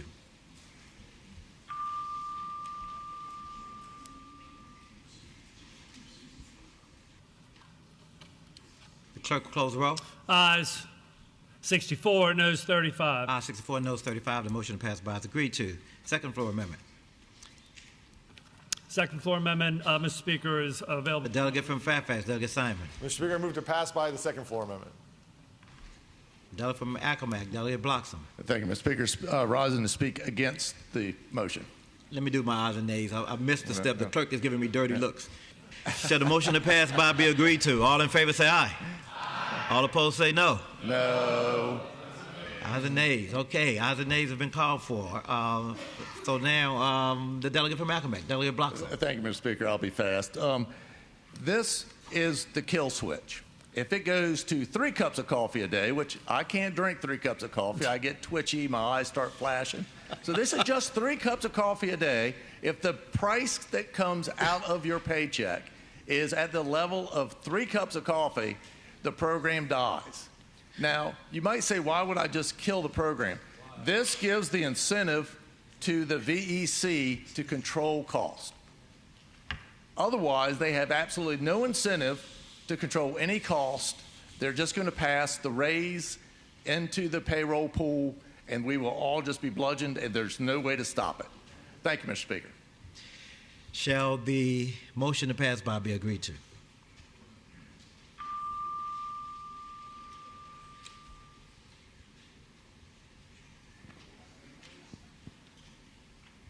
Clerk will close the roll. Ayes 64, noes 35. Ayes 64, noes 35. The motion to pass by is agreed to. Shall the bill pass? Mr. Speaker. Oh, the delegate from Roanoke, Delegate McNamara. Mr. Speaker, speaking to the bill. Delegate has the floor. Thank you, Mr. Speaker.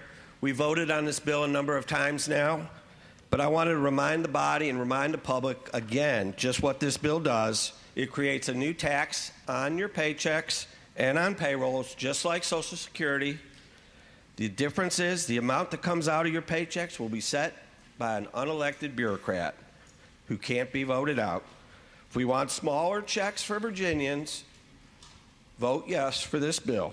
Thank you, Mr. Speaker.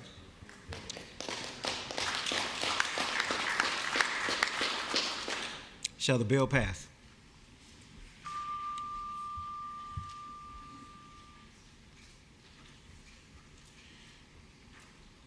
Clerk will close the roll. Ayes 64, noes 35. Ayes 64, noes 35. The bill passes.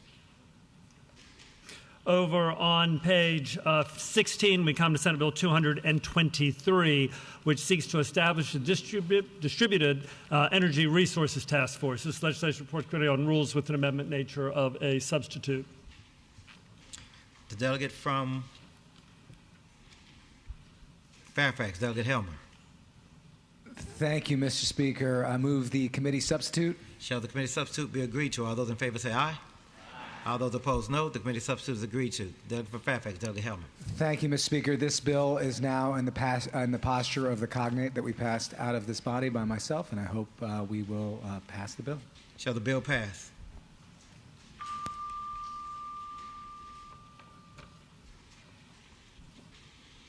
Clerk will close the roll. Ayes 68, ayes 69, excuse me, ayes 69, nays 30. Ayes 69, noes 30. The bill passes. Senate Bill 276 would direct the Department of Corrections to convene a work group for the purpose of identifying policies or actions that would ensure meaningful opportunities for in-person visitation with incarcerated persons at state correctional facilities by approved visitors. Report. Legislation Report Committee on Rules with amendment. Nature substitute. Delegate from Norfolk, Delegate Anthony. Thank you, Mr. Speaker. I move the committee substitute. Shall the committee substitute be agreed to? All those in favor say aye. All those opposed, no. The committee substitute is agreed to. The delegate from Norfolk, Delegate Anthony. Thank you, Mr. Speaker. This substitute conforms to the visitation standards adopted in my bill, House Bill 173, which is the fully vetted Department of Corrections bill that passed out of this House 65-31, carries no fiscal impact, also addresses the visitation practices at state correctional facilities. I move that the bill pass. Shall the bill pass?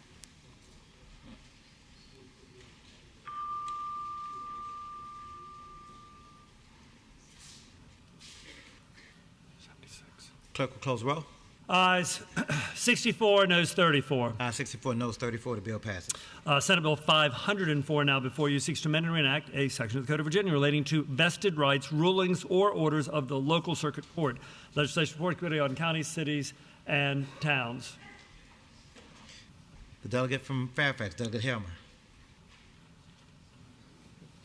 Thank you, Mr. Speaker. SB 504 by Senator Deeds is about vested rights. It establishes procedures for rulings or orders in the local circuit court. It provides that a landowner's vested rights in a specific residential project will not be affected by a subsequent ruling or order of the local circuit court applicable to a zoning ordinance amendment when such ruling or order affects at least 25 individual parcels within a locality unless a significant affirmative governmental act approving such residential project is the direct subject of the ruling order. I move passage of the bill. Shall the bill pass?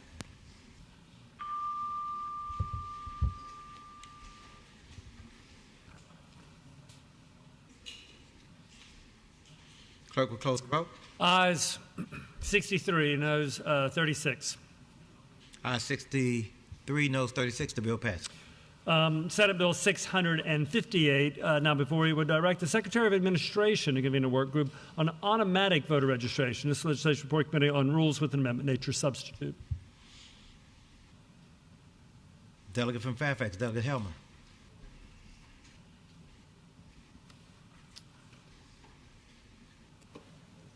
Thank you, Mr. Speaker. The bill is exactly as the clerk described. It establishes a study of statutory improvements for voter registration. I move the committee substitute. Shall the committee substitute be agreed to? All those in favor say aye. All those opposed, no. The committee substitute is agreed to. The delegate for Fairfax, Delegate Move Helmer. passage of the bill.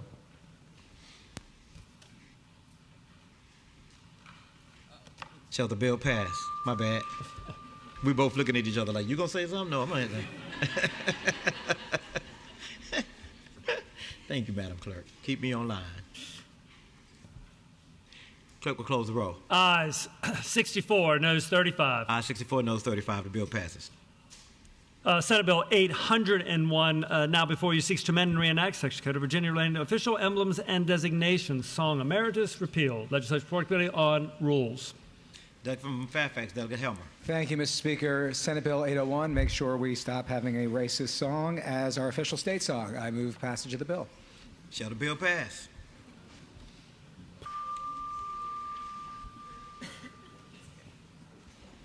But when you say it like that, I think I'm going to vote no. Clerk will close the roll. Ayes 79, noes 18. Ayes 79, noes 18. The bill passes.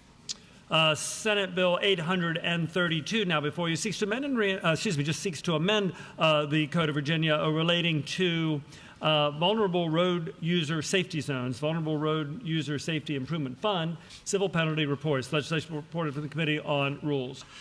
The delegate from Fairfax, Delegate Helmer. Mr. Speaker, I love that the title of Rules Bills is very descriptive. The bill is exactly as the clerk describes and establishes a look at road user safety zones. I move passage of the bill. Shall the bill pass? Cheater pants.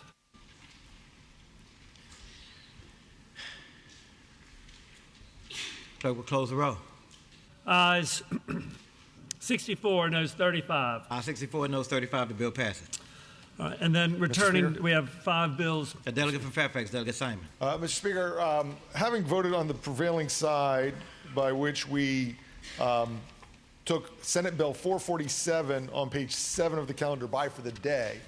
So having voted on the prevailing side by which we took 447 by for the day, I move that we reconsider that vote and move that bill to the regular calendar so we can vote on it today. Delegate from Fairfax, Delegate Simon moves that having voted on the prevailing side by which we passed by Senate Bill 447 found on page 7, as that we reconsider that vote so that we move it to the regular calendar and vote on it today. All those in favor say aye. Aye. All those opposed, no. The motion is agreed to. The delegate from Fairfax. Mr. Speaker, another motion? The delegate has the floor. Mr. Speaker, having voted on the prevailing side by which we failed to pass Senate Bill 59 on page 11, I move that we reconsider that vote. The delegate from Fairfax, having voted on the prevailing side by which we failed to pass Senate Bill 59, asks that we reconsider that vote. All those in favor say aye. Aye. All those opposed, no. Senate Bill 59 is reconsidered and before us. Mr. Speaker, another motion on Senate Bill 59. I move that bill go by for the day. Without objection, Senate Bill 59 is by for the day. Thank you. And one more, Mr. Speaker. The delegate I'll wait.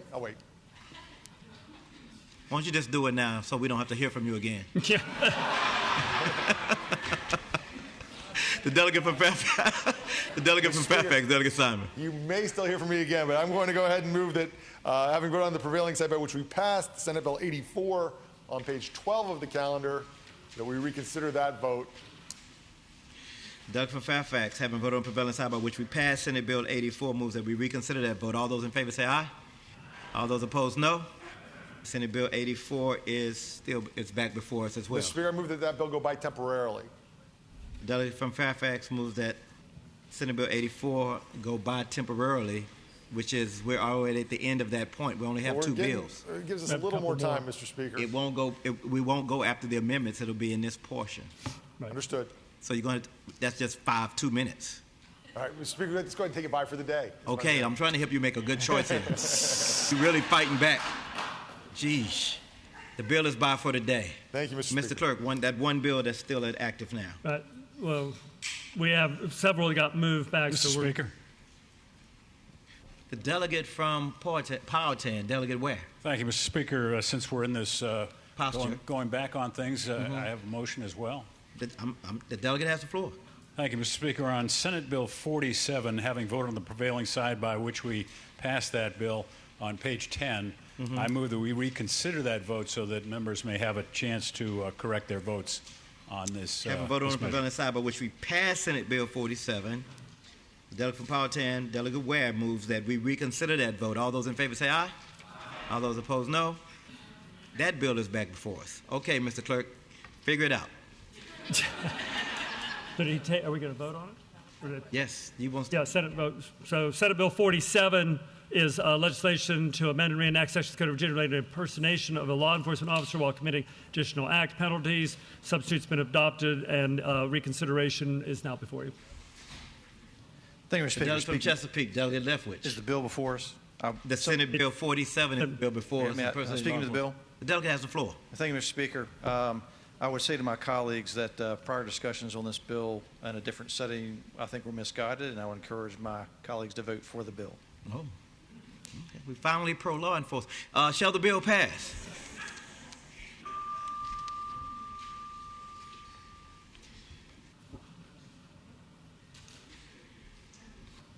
Clerk will close the roll. Ayes 99, no 0. Ayes 99, no 0. The bill passes. We have another. Yeah. So, Mr. Speaker, we need to go back and pick up the 5 bills that were moved from the uncontested to the regular. So, going back to page 2 of the printed calendar, correct? Page 2, Senate Bill 246. Yes. Senate Bill 246 is now before you. That is legislation that seeks to amend and reenact a wide variety of sections of the Code of Virginia, repeal a number of others. They're all relating to the Virginia Non-Stock Corporation Act, legislation reported to the Committee on Labor and Commerce with amendments, and then Delegate Hope has floor amendments as well.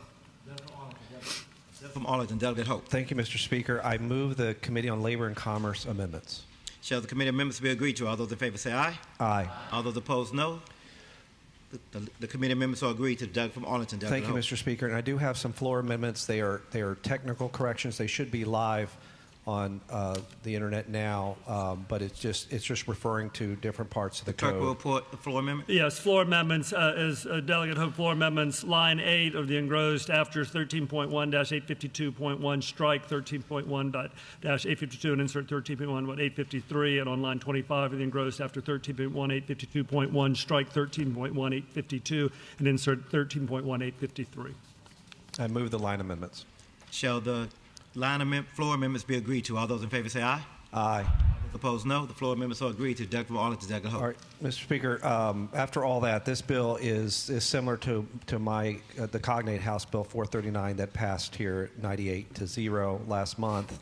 The bill makes technical changes to the Virginia Non-Stock Corporation Act. Among the provisions, I won't go through all of them, authorizes certain actions to derive from bylaws in addition to articles of incorporations. It makes changes to articles and bylaws, authorizes inclusion of exclusive forum provision to bylaws, et cetera, et cetera. So that's the bill. I move passage of the bill.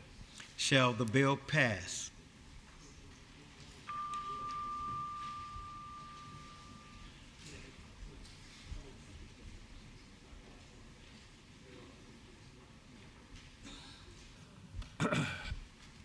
Clerk will close the roll. Ayes 99, no 0. Ayes 99, no 0. The bill passes.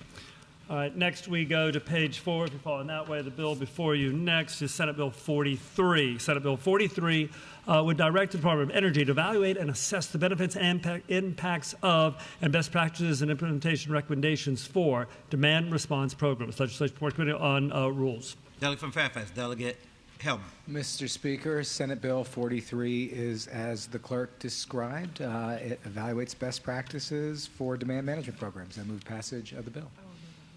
Shall the bill pass? So I can't.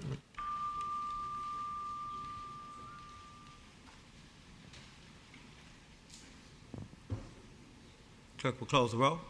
Ayes 71, noes 28. Ayes 71, noes 28. The bill passes. Continuing on page 4 of the printed calendar, next up in third reading regular, we come to Senate Bill 196, legislation to amend and reenact sections of the Code of Virginia relating to Brown versus Board of Education Scholarship Program, permissible use of scholarship funds. Legislative Report Committee on Rules. Doug from Fairfax, Delegate Helmer. Thank you, Mr. Speaker. Mr. Speaker, Senate Bill 196 expands the permissible uses of scholarship funds under the Brown v. Board of Education Scholarship Program by permitting eligible students and their lineal descendants to use such funds to attend an accredited 2-year or 4-year institution of higher education outside the Commonwealth, but it establishes an initial annual cap of $5,000 for any such scholarship. I move passage of the bill. Delegate from Virginia Beach, Delegate Tater. Thank you, Mr. Speaker. Speaking to the bill. Delegate has the floor. Mr. Speaker, I serve on the Brown v. Board of Education Scholarship Committee, and this bill, as the delegate said, expands the eligibility to lineal descendants who wish to attend out-of-state institutions of higher education. There was a lot of discussion about this decision because it does involve sending money out of state, but the committee concluded that there is sufficient money to fund this adjustment. Also, it will only affect a small number of students, and we felt it was important to honor the descendants of those affected. So I urge my colleagues to pass this bill. Shall the bill pass?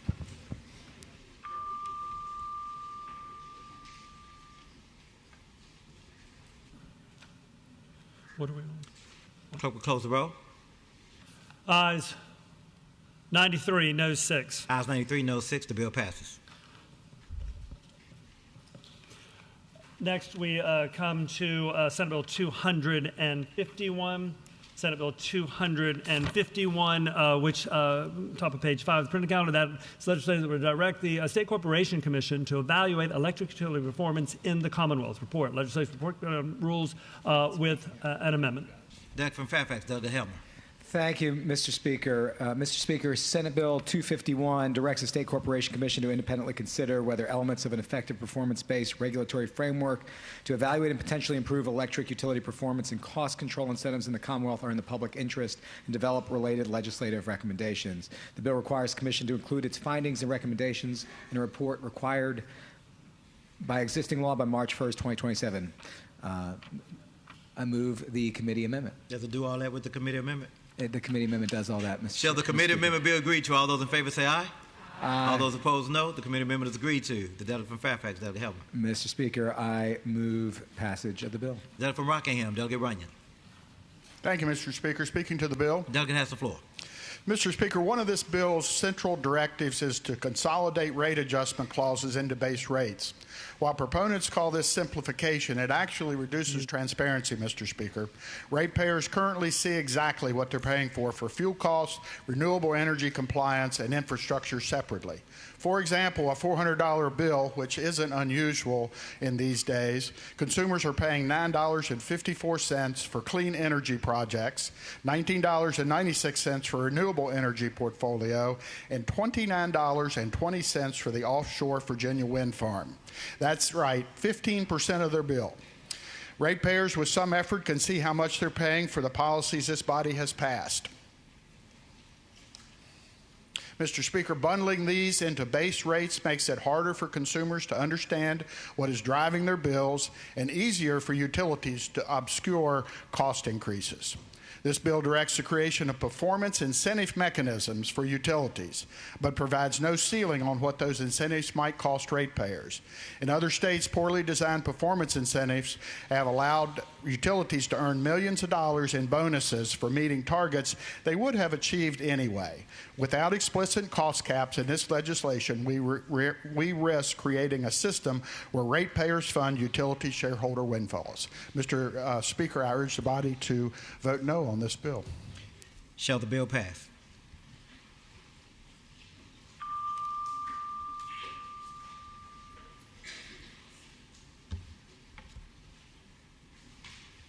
Clerk, close the roll. Excuse me, ayes 62, noes 33. Ayes 62, noes 33. The bill passes. Over on page 7, we come to Senate Bill 447. This is legislation that seeks to amend the Code of Virginia relating to Virginia Boys and Men's Advisory Commission established legislation report committee on rules with an amendment nature substitute. The delegate from Prince William, Delegate Thomas. Thank you, Mr. Speaker. I move the committee substitute. Shall the committee substitute be agreed to? All those in favor say aye. All those opposed, no. Hold on, let me do that again because that was the quietest aye. I don't know if we got the substitute passed or not. We have like one aye. You didn't even say aye. Shall the committee substitute be agreed to? All those in favor say aye. Aye. Okay, y'all are here. All those opposed, no. The committee substitute is agreed to. The delegate from Prince William, Delegate Thomas. Thank you, Mr. Speaker. Mr. Speaker, with that, Senate Bill 447 is now identical to my House Bill 1188 that just passed from the body down the hall a few minutes ago. It passed this House 94-4. The only changes from what this House saw before is a slight change in the composition from 23 members down to 18 members. And with that, Mr. Speaker, I move passage of the bill. Shall the bill pass?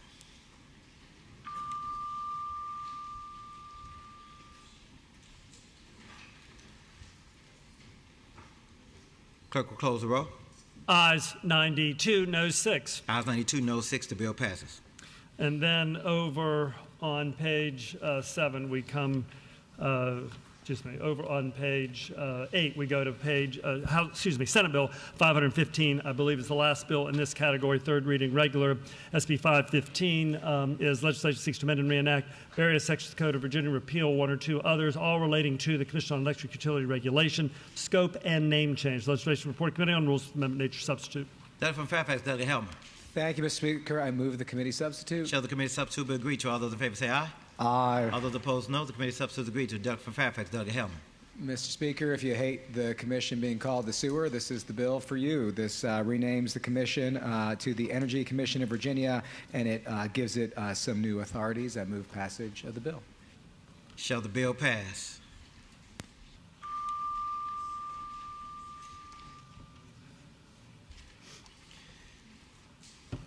Clerk will close the roll. Ayes 73, noes 25. Ayes 73, noes 25. The bill passes.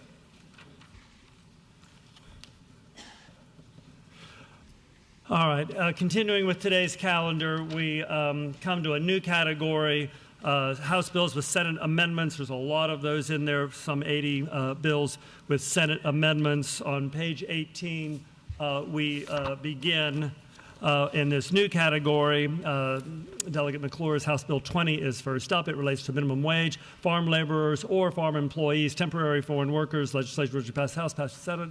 With a substitute, and the Senate substitute is now before you.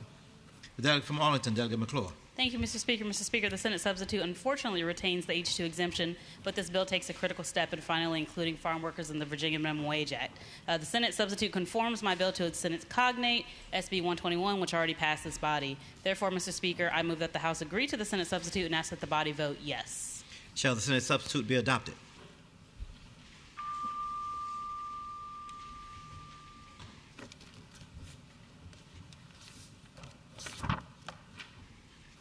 Clerk will close the roll. Ayes 64, noes 35. Ayes 64, noes 35. The Senate substitute is adopted. House Bill 27 now before you. That relates to overtime for certain employees, domestic workers, and live-in domestic workers. Legislation which passed the House, passed the Senate with a substitute. That Senate substitute is before. Delegate from Prince William, Delegate Henson. Thank you, Mr. Speaker. Mr. Speaker, House Bill 27 is identical to Senate Bill 28, which went to conference. This Senate substitute does everything that we did in conference, which means the definition of domestic worker in this bill does not apply to any employee providing consumer direct related services under Title 19 and 21 of the Social Security Act. Mr. Speaker, I move that we accept the Senate substitute. Shall the Senate substitute be adopted?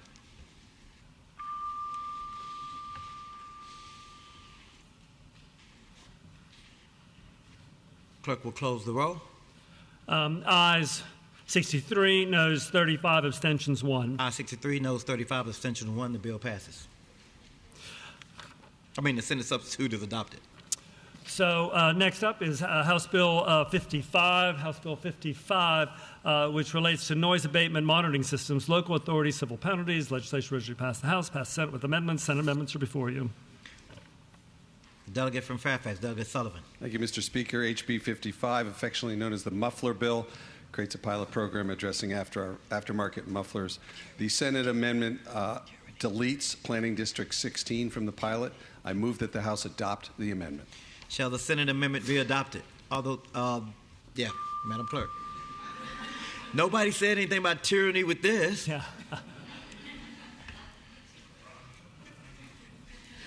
Sam Rasul, I'm going to get you later. Clerk will close the roll.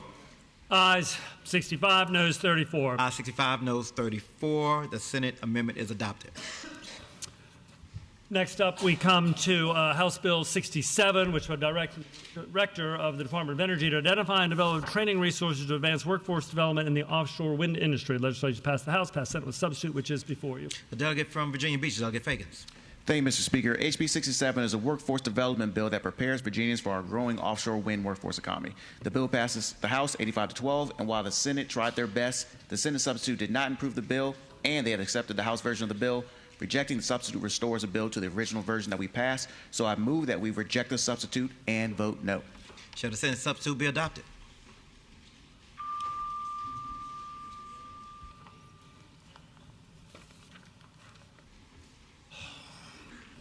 Clerk will close the roll. Ayes 2, noes 96. Ayes 2, noes 96. The Senate substitute is rejected. House Bill 95.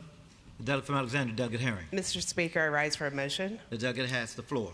Mr. Speaker, I move that the House stand in recess until 1:02. The delegate from Alexander, Delegate Herring, moves that the House stand in recess until 1:02 or 1:03? 1:03. We'll go for 1:03. 1:03. My math is bad. The delegate from Alexander, Delegate Herring, moves that the House stand in recess until 1:03 p.m. All those in favor say aye. Aye. All those opposed, no. House is in recess until 1:03 p.m. Hurry up, y'all.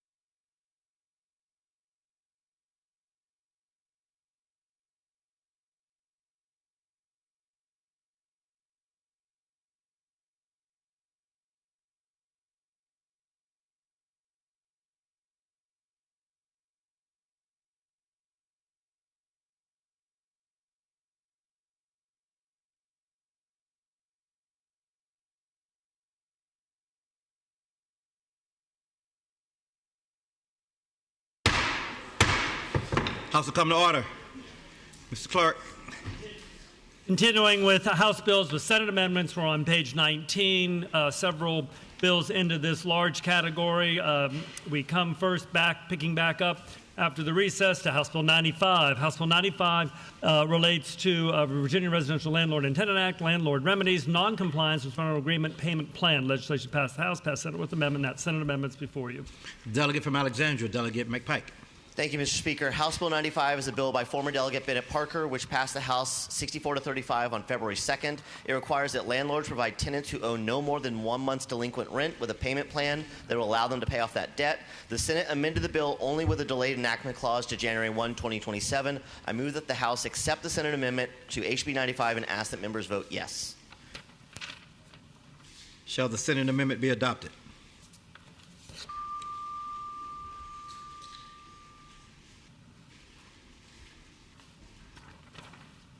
Clerk will close the vote. Ayes 64, noes 33. Ayes 64, noes 33. The Senate amendment is adopted. House Bill 140, now before you, relates to a Commission on Federally Recognized Tribes, Purposes, Powers, and Sunset Extended. Legislation originally passed the House, passed the Senate with a substitute, which is now before you. Delegate from Fairfax, Delegate Krizik. Thank you, Mr. Speaker. As a reminder to the body, my bill, HB 140, extended the sunset for the Commission on updating Virginia law to reflect federal recognition of Virginia tribes. However, the Senate amendment to this bill stripped out language already codified in the code relating to tribal sovereignty, government-to-government relationship between the federally recognized tribes and the Commonwealth, and downgraded tribal nations to simply tribes. Additionally, it shortens the Commission's extension to just 1 year. You can remove all these words from the code, but it doesn't change the fact that we have 7 tribes in Virginia that have sovereignty. So I would ask that we move the Senate amendments and we adopt them and vote no. Shall the Senate substitute be adopted?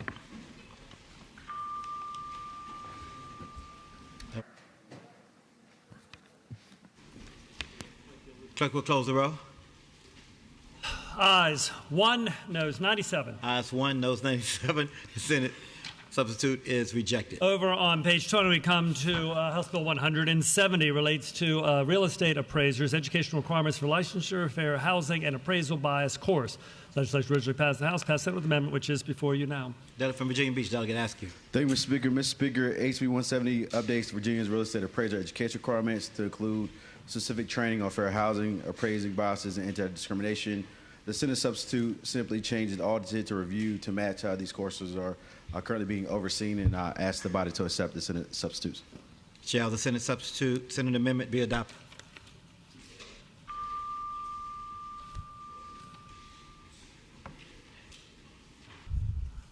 Clerk will close the roll. Ayes 65, ayes 66, noes 32. Ayes 66, noes 32. The Senate amendment is adopted. House Bill 196 is legislation that relates to Virginia Residential Development Infrastructure Pilot Program established, sunset. Legislation originally passed the House, passed Senate with substitute, which is now before you. Delegate from Chris Williams, Delegate Thomas. Thank you, Mr. Speaker. House Bill 196 establishes a loan fund to localities for infrastructure. However, the Senate placed an entirely different regime over the bill, and so I move the Senate substitute and ask that we reject them and vote no. Shall the Senate substitute be adopted?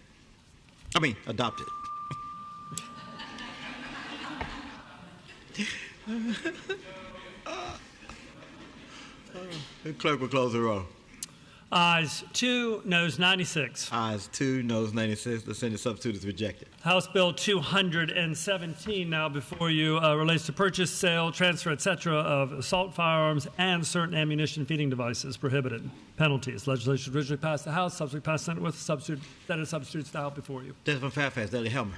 Thank you, Mr. Speaker. Mr. Speaker, House Bill 217 with the Senate substitute is exactly the same posture as the assault weapons ban we passed on the Senate bill out of the House last week. I move that we accept the Senate substitute. Delegate from Patrick County, Delegate Williams. Yes, Mr. Speaker. Speaking to the bill. Delegate has the floor. Yes, Mr. Speaker. It sounds like somebody in the Senate was listening because we now have a bunch of answers as to whether or not you can sell your firearm. 18.2, 287.4-1B, any person who imports, sells, manufactures, purchases, or transfers an assault firearm is guilty of a Class 1 misdemeanor.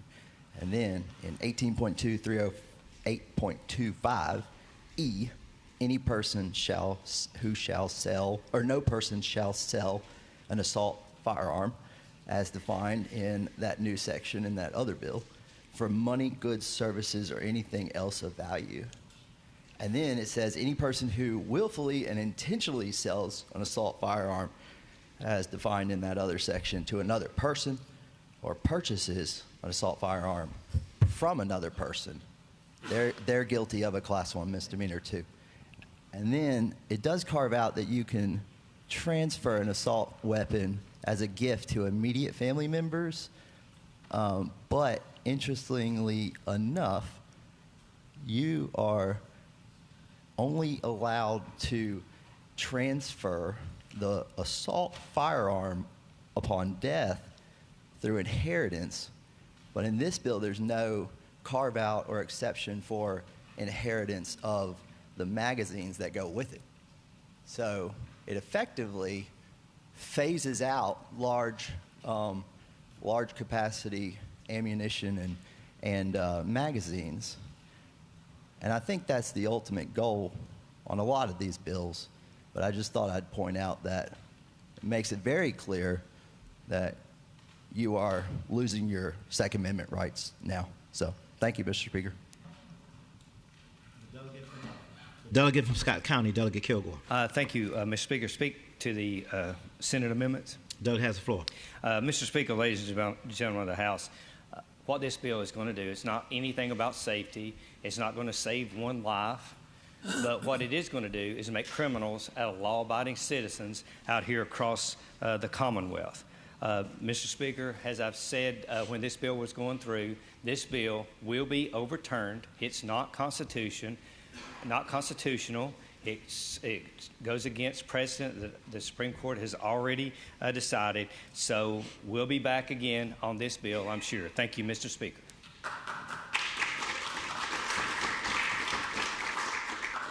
Delegate from Buckingham, Delegate Garrett. Thank you, Mr. Speaker. Speaking to the bill. Delegate has the floor. So I know that people expect me to stomp my feet and give an impassioned plea, but these are serious questions. I know we're past second reading, so we can't ask questions, but it strikes me that we would like for people to want to come and live in Virginia, Mr. Speaker. And I don't think there's any clarity on whether if you move to Virginia already owning one of these firearms and you choose to bring it with you, you're importing it. So are we criminalizing, I guess, Republicans who might own these firearms from moving to Virginia? Is that the intent, Mr. Speaker? I don't know. I've looked in the code, and I've looked at this bill and 1524 and a couple others. There are at least 3 different definitions in the Virginia code for the same thing that don't reconcile with one another. And I would submit, Mr. Speaker, that this is what legislation looks like when you ram it through, because perhaps you have some other political agenda, maybe, I don't know what your aspirations might be, and you don't reconcile it with the rest of the code. Now, it's not my job in the minority to babysit the sanctity of the Virginia code. That's why, Mr. Speaker, we have multiple definitions for what an assault weapon is, and why some places say woman, and some places say birthing individual, and some places say mother. But it's no way to legislate, and ultimately someone will have to clean up this mess when it's all over with. I would like to point out, though, that as I read this bill, you have a takings clause problem amongst others, right? The Second Amendment we've discussed, by virtue of making people alienate their own personal property by virtue of wanting to live here, move here. So not that anyone would want to move here when this legislative agenda is done, but it's something to think about. I would urge my colleagues to vote no. Thank you, Mr. Speaker. Delegate from Fairfax, Delegate Helmer. Thank you, Mr. Speaker. Speaking to the bill. Delegate has the floor. Thank you, Mr. Speaker. This bill is very simple. There have been a lot of things that are highlighted by the other side that are actually not true. If you own a weapon today and you own it lawfully today, you can continue to own it. If you want to, after the bill is signed into law, sell it to a federally licensed firearm dealer, you can still sell it to a federally licensed firearm dealer. The term of whether you can import under which you can import a firearm into the Commonwealth are actually quite clear. You can do it if you are a military person or their family member who is stationed here. Otherwise, you can't. And if the question is, are we trying to diminish the number of high-capacity magazines and assault firearms in the Commonwealth of Virginia that are used most commonly in the country's and the Commonwealth's worst mass shootings? if we were trying to diminish the high-capacity magazines that have resulted in so much misery and death because that moment in which someone needs to reload is prolonged and therefore more people die. That is what this bill is about. That is what this bill does. Too many of our children are afraid to go to school. Too many of the people in our communities are afraid that they someday will be the victim of a mass shooting with a weapon that was designed for use in a war zone. That is what this bill deals with. It is about protecting the ability to safely own a firearm for self-defense, if you would like, but it does not advocate or put us in the position of advocating for weapons of war in our communities. Our communities are not battlefields. They shouldn't be, and this bill is about making sure they aren't. Thank you, Mr. Speaker.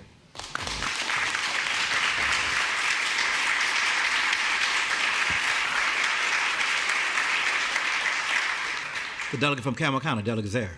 Thank you, Mr. Speaker. Speaking to this bill. The delegate has the floor. Mr. Speaker, breaking it down just very simply, this bill was unconstitutional when it left here. It's unconstitutional now. The D.C. Court of Appeals just found magazine bans based on size unconstitutional. And I'd remind the body that Bruin held that restrictions on arms, quote, in common use for legal purposes, end quote, are likely unconstitutional, especially if they have no founding era historical precedence. Thank you.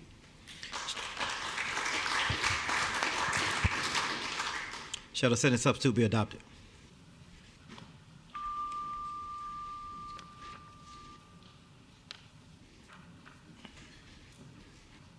Clerk will close the roll. Ayes 60, noes 35. Ayes 60, noes 35. The Senate substitute is adopted. Over on page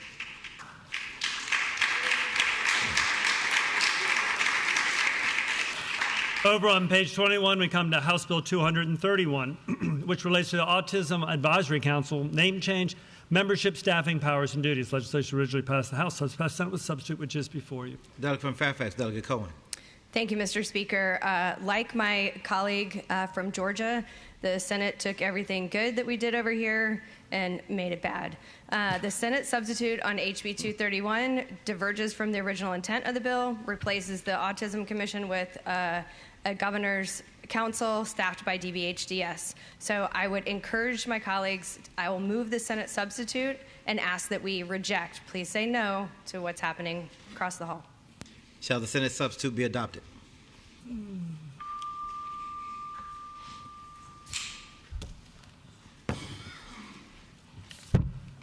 Clerk will close the roll. Ayes 1, noes 98. Ayes 1, noes 98. The Senate substitute is rejected. House Bill 238 relates to labor and employment, payment of wages, minimum wage and overtime wages, misclassification of workers' civil actions. Legislation originally passed the House, subsequently passed the Senate with substitutes. Senate substitutes before you. Delegate from Arlington, Delegate Lopez. Thank you, Mr. Speaker. This bill strengthens our ability to protect Virginia workers against wage theft, misclassification, and failure to pay minimum wage and overtime wages by giving the Department of Labor and Industry and the Attorney General the tools they need to better enforce existing wage laws and help protect exploited workers. Mr. Speaker, I'd like to move that we reject the committee substitute. It has some changes, including a reenactment clause that we just want to work out some final details. Shall the Senate substitute be adopted?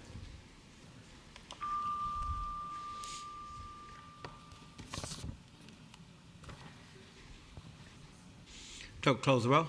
Ayes 0, noes 98, abstentions 1. Ayes 0, noes 98, abstentions 1.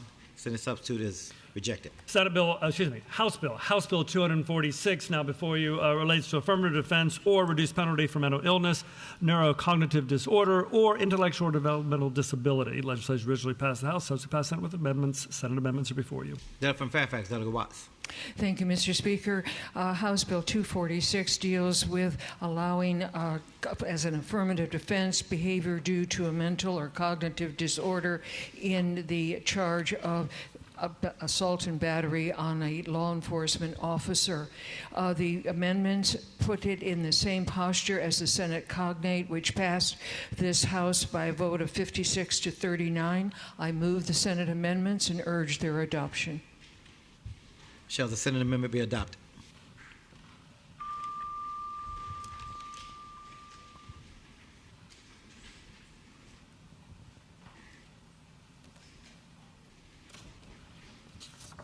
Clerk will close the roll. Ayes 59, noes 39. Ayes 59, noes 39. The Senate amendment is adopted.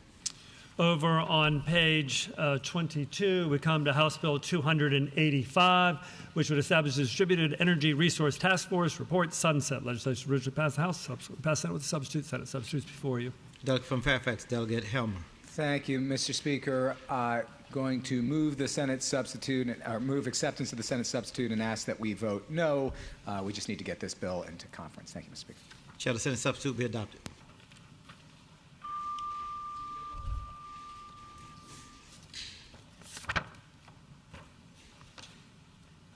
Clerk will close the roll. Ayes 1, noes 98. Ayes 1, noes 98. The Senate substitute is rejected. House Bill 298 relates to public elementary or secondary school students' evidence-based restorative disciplinary practices. Legislation originally passed the House, has passed Senate with a substitute, which is before you. That's from Richmond City, Delegate McQuinn.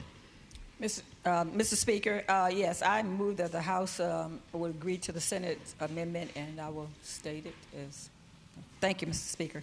Mr. Speaker, the Senate amendments says that, number one, the bill requires schools to consider at least one evidence-based restorative disciplinary practice. Number two, it requires that VDOE will provide guidance, professional development, and technical assistance by January 1, and school division begin implementation on January 1, 2027. And then it strengthens the implementations with two amendments. When exclusionary discipline is used with a restorative approach, school must document the rationale within the student's disciplinary record. I ask that we would adopt, again, the Senate's amendments. Shall the Senate substitute be adopted?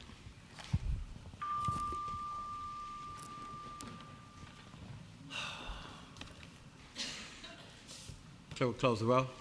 Ayes 65, noes 34. Ayes 65, noes 34. The Senate substitute is adopted. House Bill 303 relates to divorce, adultery, filing, parties living separate and apart. Legislation originally passed the House, passed Senate with amendments, and those are now before you. Delegate from Fairfax, Delegate Sullivan. Thank you, Mr. Speaker. This bill, this unfortunately named bill, actually makes divorce proceedings less acrimonious, less expensive, less stressful, and easier on children.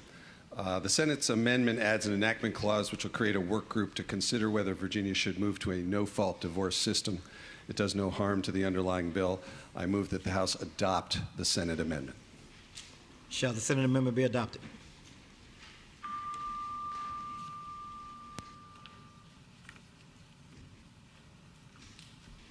Clerk will close the roll. Ayes 64, noes 34. Ayes 64, noes 34. The Senate amendment is adopted. House Bill 356 relates to the Department of Housing and Community Development. Excuse me. Local housing policy report to the department. Legislation originally passed the House, passed Senate with amendment, which is for you. Delegate from Prince William, Delegate Thomas. Thank you, Mr. Speaker. Mr. Speaker, House Bill 356 is a bill that has reporting requirements on localities of the Commonwealth based on how much housing they're producing. All the amendment would do is change that report date from August to September. With that, I move adoption of the Senate amendment and ask that we vote yes. Shall the Senate amendment be adopted?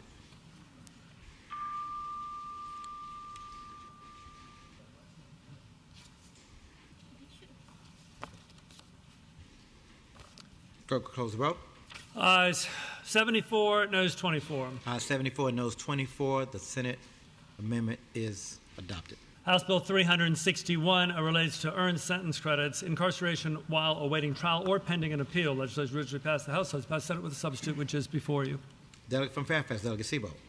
Thank you, Mr. Speaker. Mr. Speaker, HB 361 ensures all time a person spends in confinement shall be used in calculating a person's earned sentence credits.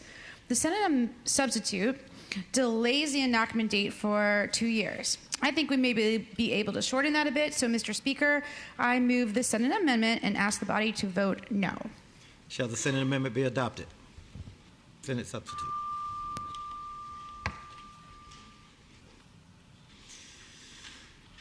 The clerk will close the roll. Ayes 1, noes 98. Ayes 1, noes 98. The Senate substitute is rejected. Over on page 24, we come to House Bill 374, which relates to Manufactured Home Lot Rental Act. Legislation originally passed the House, passed that with substitute, which is before you. Delegate from Fairfax, Delegate Creasy. Thank you, Mr. Speaker. House Bill 374 amends the Manufactured Home Lot Rental Act to strengthen resident rights for the thousands of Virginians living in parks. The Senate substitute clarifies that a notice of violation shall only be considered properly resolved when the owner or operator receives notice from the locality that such notice of violation has been properly cured, or that the locality confirms that adequate progress has been made towards remediation of such violation. Additionally, it removes the requirement for manufactured home park registration in order to reduce the fiscal impact. I move the Senate substitute is adopted and to vote yes. Shall the Senate substitute be adopted?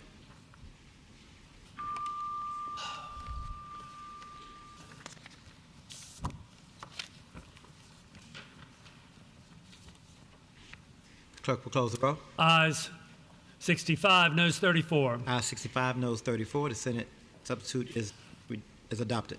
House Bill 375 relates to Manufactured Home Lot Rental Act, right of first refusal, resident entities and localities. Legislation originally passed the House, passed Senate with amendments, Senate amendments before you. Delegate from Fairfax, Delegate Creasy. Thank you, Mr. Speaker. House Bill 375 provides residents of manufactured home parks, the locality a park is located, or a qualified nonprofit a right of first refusal when the park owner decides to sell the park.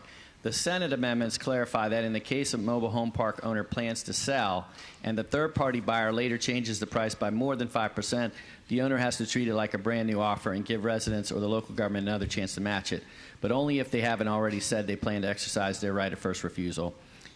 I move that the Senate amendments are adopted and that we vote yes on adoption. Shall the Senate amendment be adopted?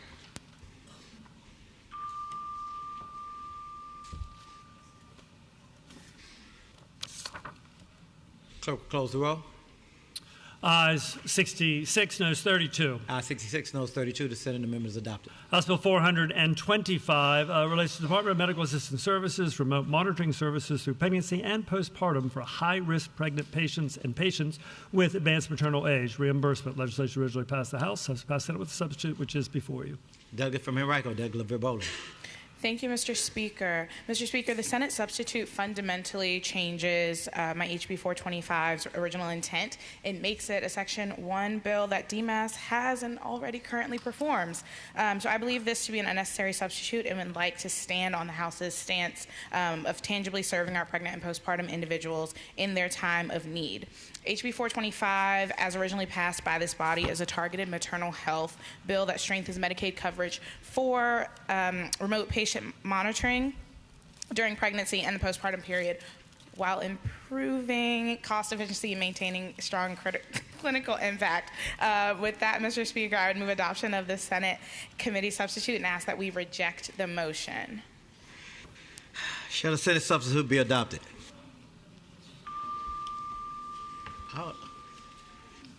For that long speech, we ought to all vote yes.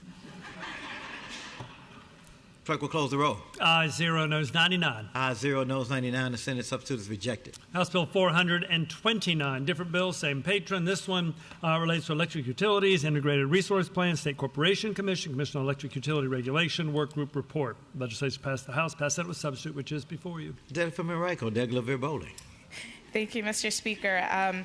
We actually saw the Senate cognate to this bill just some minutes ago, and so I'd like to move adoption of the Senate committee substitute and ask that we reject the substitute. Shall the Senate substitute be adopted?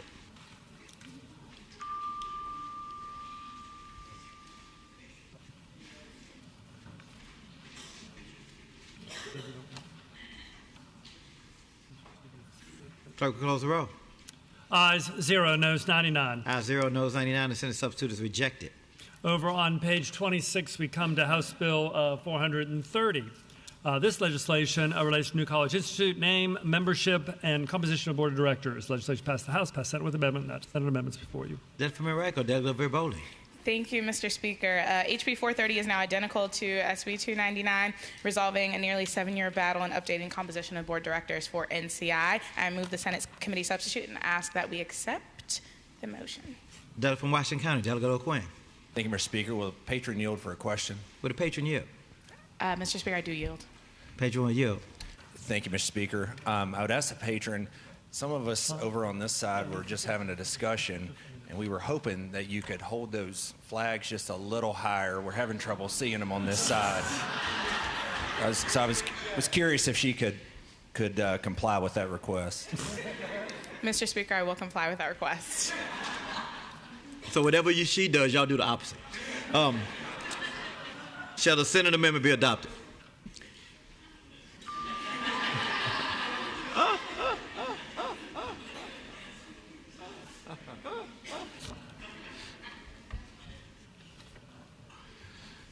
Clerk, close the roll. Ayes 93, no 6. Ayes 93, no 6. The Senate amendment is adopted. House Bill 461 now before you relates to special education, student age range restrictions in educational settings. Legislation originally passed the House, subject to pass Senate with the Senate amendment. The Senate amendment is now before you. Delegate from Fairfax, Delegate Cohen. Mr. Speaker, thank you. The amendment changes the words placed in to assigned to on line 11, which brought the Virginia Council of Administrators of Special Education on board to support HB 461 that prohibits children with disabilities, that'd be great, in kindergarten to 6th grade from being placed in a classroom where the students are more than 4 years apart in age. So I would ask my colleagues to please, I'd move the Senate amendment and ask them to accept the amendment. Thank you. Shall the Senate amendment be adopted?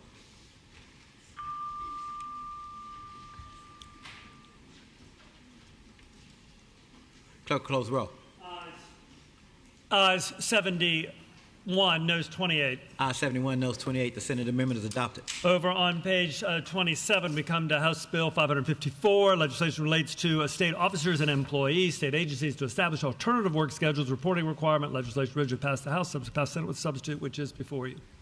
Delegate from James City County, Delegate Anderson. Thank you, Mr. Speaker. Mr. Speaker, the Senate substitute now requires that the state telework policies be publicly posted on the DHRM website after each biennial review.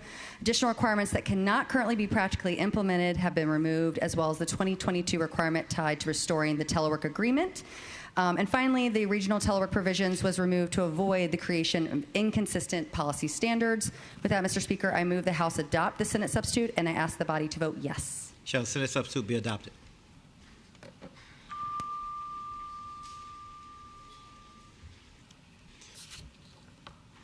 Clerk, close the roll. Ayes 65, noes 32. Ayes 65, noes 32. The Senate substitute is adopted. House Bill 561 relates to driving while intoxicated, refusal of tests, repeat offenders, ignition interlocks. Legislation passed the House, subject to pass Senate with amendments, which are before you. Delegate from Arlington, Delegate Hope. Thank you, Mr. Speaker. This bill explained House Bill 561. The Senate added some clarification amendments, which are just that clarification, and I'm going to move that the body adopt the Senate amendments. Shall the Senate amendment be adopted?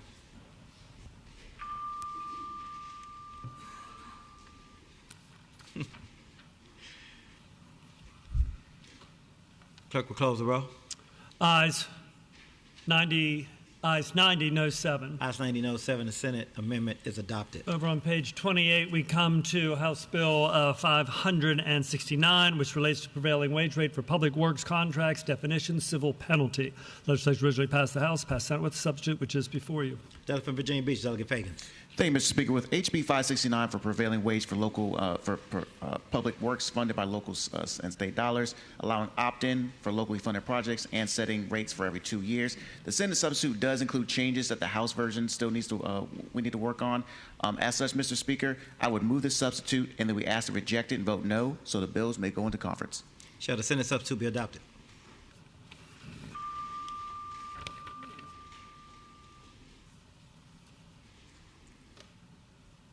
Clerk will close the roll. Ayes 0, noes 98. Ayes 0, noes 98. The Senate substitute is rejected. House Bill 581 relates to smart solar permitting platform established, residential solar energy systems. Legislation originally passed the House, passed Senate with substitute, which is before you. Delegate from Norfolk, Delegate Glass. Gratitude, Mr. Speaker. little bit different. This is House Bill 588 deals with name, image, voice, and likeness use without permission. I read the wrong bill. I apologize. No worries. I got this. We got this together. It allows individuals to sue and stop unauthorized covering. The Senate substitute makes it a cognate to Senate Bill 753. I move that the bill. I move that the bill pass. The amendments be accepted. Senate substitute. I'm just making sure. Shall the Senate substitute, the clerk, he's throwing me off right now. Shall the Senate substitute be adopted? I read the wrong bill. I skipped that. Sorry. Clerk, close the roll. Ayes 95. Ayes 96. No 0. Ayes 96. No 0. The Senate substitute is agreed. It's adopted. Now we come not 581 but to 590. My apologies. Senate House Bill 590 now before you. Now this legislation relates to smart solar permitting platform established residential solar energy systems. It's Delegate Hernandez's bill. It legislature passed the House. Passed that with substitute, which is before you. Delegate from Norfolk, Delegate Hernandez. Thank you, Mr. Speaker. As a reminder, this bill is aiming to make the process of getting rooftop solar easier, cheaper, and faster by a better permitting process. The Senate substitute is pretty good, gets us most of the where we want to be, but is missing a couple of the implementation provisions, so I'm going to go ahead and move the Senate substitute and ask that we vote no. Shall the Senate substitute be adopted?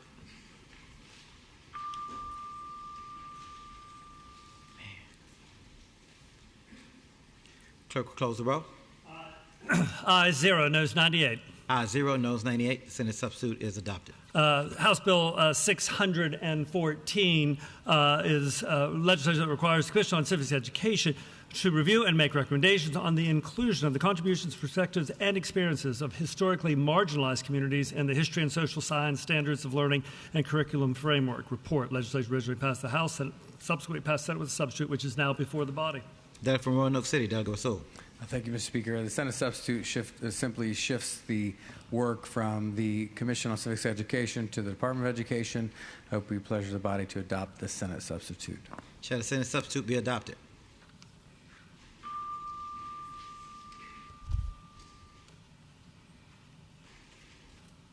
Clerk will close the roll.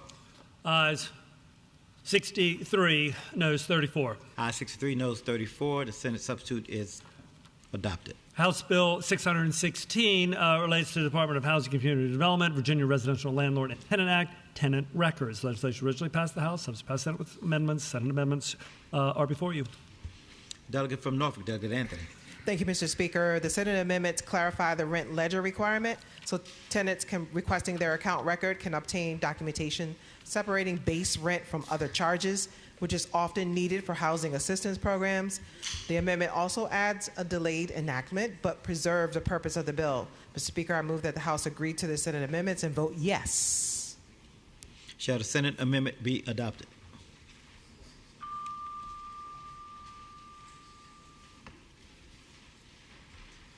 Clerk will close the roll. Ayes 65, noes 33. Ayes 65, noes 33. The Senate amendment is adopted. Over on page 30, we come to House Bill 627, which relates to covenants not to compete. Healthcare professionals, civil penalty. Legislation originally passed the House, passed Senate with a substitute, which is before you. Delegate from Alexandria, Delegate Herring. Thank you, Mr. Speaker. Well, the clerk described most of the bill. The substitute adds additional protections for employers. I move that the Senate substitute and ask that the members vote yes. Shall the Senate substitute be adopted?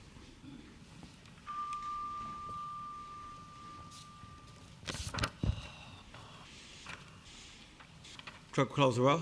Ayes 95, noes 2. Ayes 95, noes 2. The Senate substitute is adopted. House Bill 650, which relates to prohibiting certain acts in furtherance of federal immigration enforcement in certain protected areas, exceptions, penalties. Legislation originally passed the House, subsequently passed Senate with a substitute, which is before you. Delegate from Albemarle, Delegate Carlson.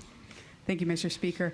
House Bill 650 provides immigration-related due process protections in protected and sensitive spaces, so our schools, universities, courthouses, and voting places. It passed this body 63 to 35.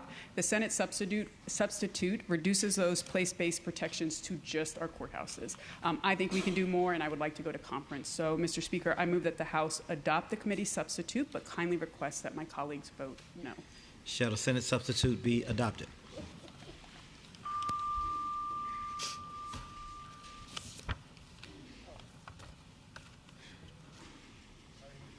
Clerk will close the roll.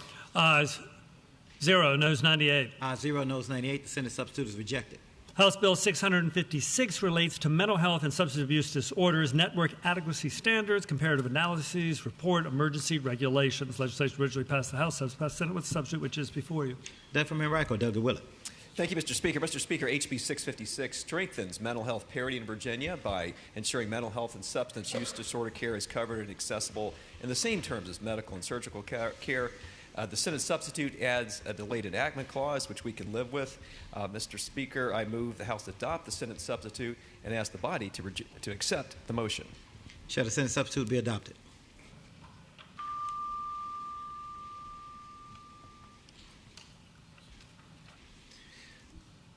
Clerk will close the roll.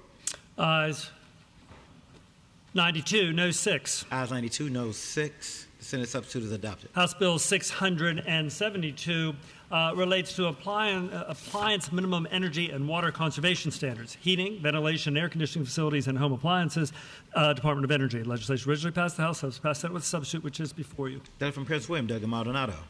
Thank you, Mr. Speaker. Mr. Speaker, just as a reminder, this energy and water conservation standards bill is another bill, an effort for us to make sure utility bills stay affordable for Virginians. The Senate put 2 amendments on that are good. It delays when it would take effect, which is 12 months after the federal government removes the high energy efficiency standards. If it does, it also requires the Department of Energy to begin looking at the cost and funding needed, if any, to implement and administer a new program.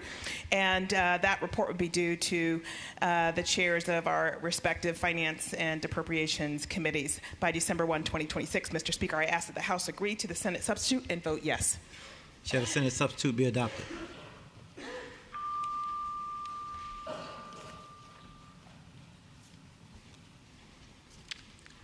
Clerk will close the roll. Ayes 64, noes 35. Ayes 64, noes 35. The Senate substitute is adopted. House Bill 675. This legislation actually relates to a protection of employees, coercion or threat based on immigration status, civil penalty. Legislation originally passed the House, passed the Senate with a substitute with amendment, and the substitute with amendments now before you. Delegate from Prince William, Doug Maldonado. Thank you, Mr. Speaker. Mr. Speaker, as a reminder, this bill helps protect against workplace coercion based on immigration status. The substitute expands the enforcement mechanism to include the Attorney General and individual rights of action. Mr. Speaker, I move that we adopt the Senate substitute with amendment and vote yes. Shall the Senate amendment be adopted?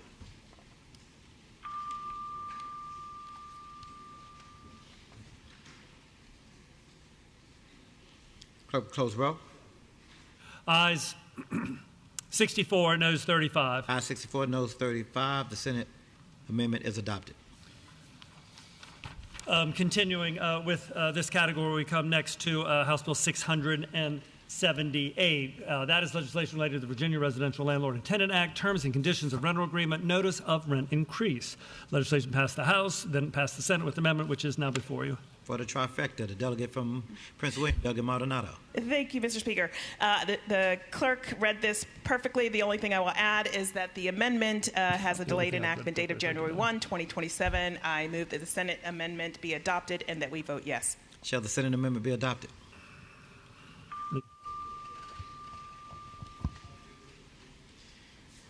Clerk will close the roll.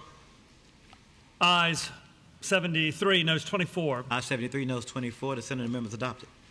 House Bill 684 relates to photo speed monitoring devices, photo monitoring systems for traffic signals, proof of violation, registered conservators of the peace, and technicians employed by a locality training. Legislation passed the House, substitute passed the Senate with a substitute as amended also with an amendment. So the Senate substitute with amendments before you.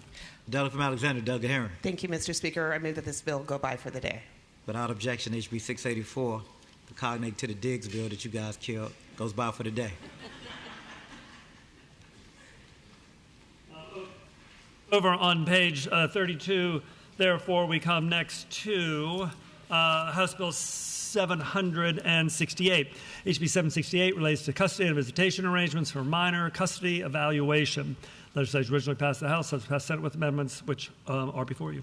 Delegate from Alexander, Delegate Herring. Thank you, Mr. Speaker. This bill does make it clear that judges can order custody evaluations. The Senate amendments creates an advisory group because the availability of evaluators is shrinking, and the court and the committees of courts of justice for both chambers wants to assess the availability. So I move that we adopt the Senate amendments.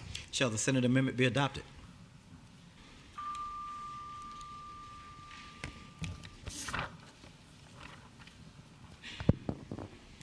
Clerk, close the roll. Ayes 99, no 0. Ayes 99, no 0. The Senate amendment is adopted. Over on page 33, we come to House Bill 830, which relates to pharmacy benefit managers' requirements, application of law report. Legislation originally passed the House, substitute passed Senate with substitute, which is before you. The delegate from Albemarle, Delegate Carlson.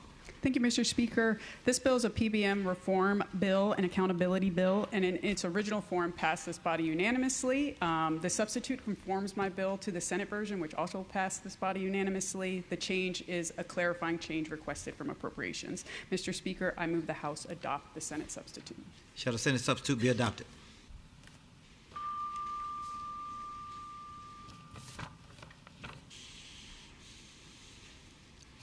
Clerk will close the roll.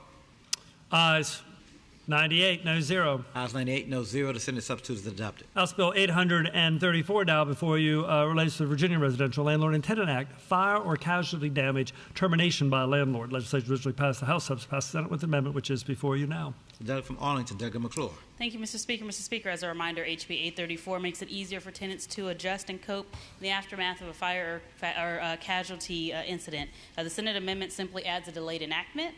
So, Mr. Speaker, I move that the House agree to the Senate amendment and ask that the body vote yes. Shall the Senate amendment be adopted?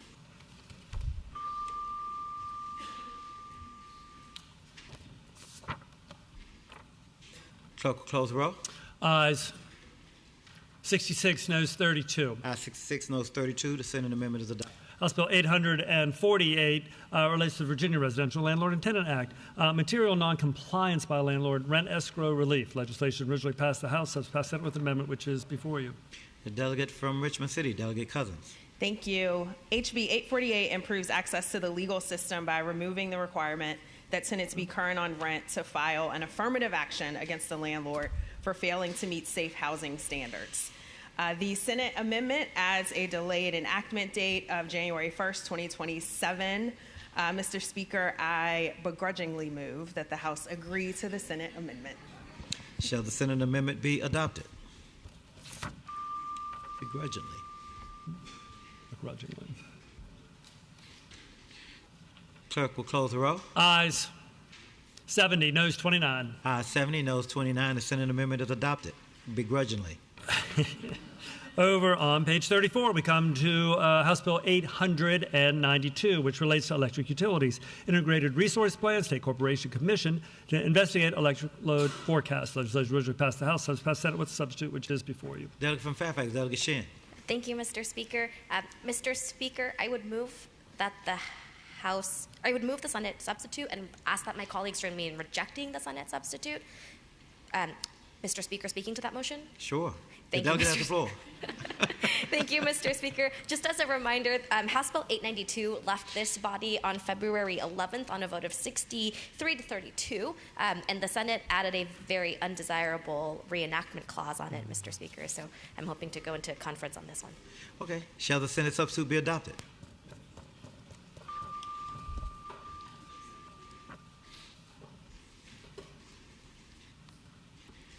Clerk will close the roll. Ayes 0, noes 99. Ayes 0, noes 99. The Senate substitute Rejected. House Bill 895 relates to electric utilities, energy storage resources, Department of Energy to develop model ordinances, work groups, reports. Legislation passed the House, passed Senate with substitute, and that Senate substitute is before you.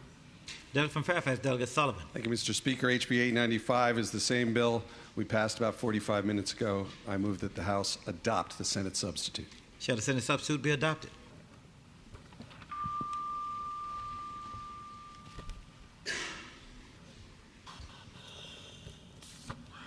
Clerk, close the roll. Ayes 68, noes 30. Ayes 68, noes 30. The Senate substitute is adopted. House Bill 896 is legislation relating to substantial risk order training program established, annual report. Legislation passed the House, passed Senate with substitute. It's now before you. Delegate from Fairfax, Delegate Sullivan. Thank you, Mr. Speaker. HB 896 is the bill that has DCJS set up a training on risk orders and their use for law enforcement and others. The amendment added a delayed enactment to July 1, 2027 and directs DCJS to evaluate potential federal funding sources for the program. I move that the House adopt the Senate substitute. Shall the Senate substitute be adopted?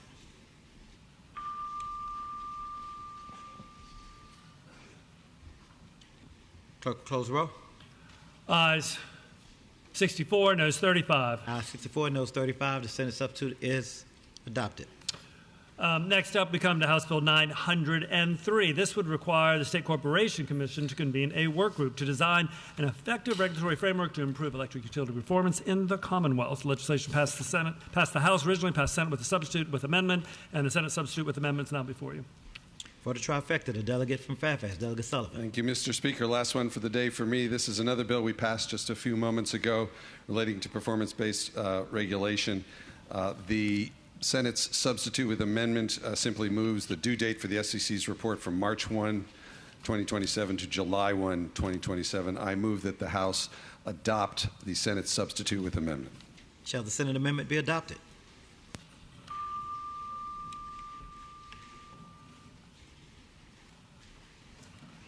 Clerk, close the roll.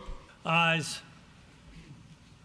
84, noes 13. Ayes 84, noes 13. The Senate substitute is adopted. House Bill 905 relates to persons other than ministers who may perform rites of marriage. Clerk, issuance of order, bond requirement. Legislation passed the House, passed Senate with amendment, and Senate amendments are before you. Delegate from Arlington, Delegate Lopez.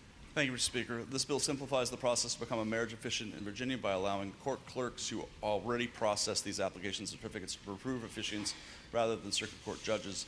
This will make the process faster and more accessible for married couples to be and their officiants, and also help free up court dockets that are already too busy. Mr. Speaker, I move that we accept the Senate amendments that make the bill better. Shall the Senate amendment be adopted?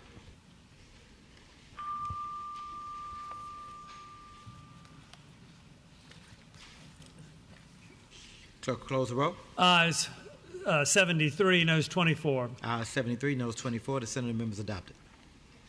House Bill 916 relates to concealed handgun permit, demonstrated competence. Legislation originally passed the House, passed Senate with a substitute. Senate substitute is now before you. Delegate from Arlington, Delegate Lopez. Thank you, Mr. Speaker. This bill removes reference to the NRA and the USCCA and instead approves any concealed carry courses that teach efficient and effective responsible use of concealed handguns for self-defense outside of the home. 2, all state laws regarding firearms, and 3, proper weapon storage techniques. Mr. Speaker, this bill simply moves the bill back to the posture it was when it left the House. I'd like to move and accept the Senate substitute. Shall the Senate substitute be adopted?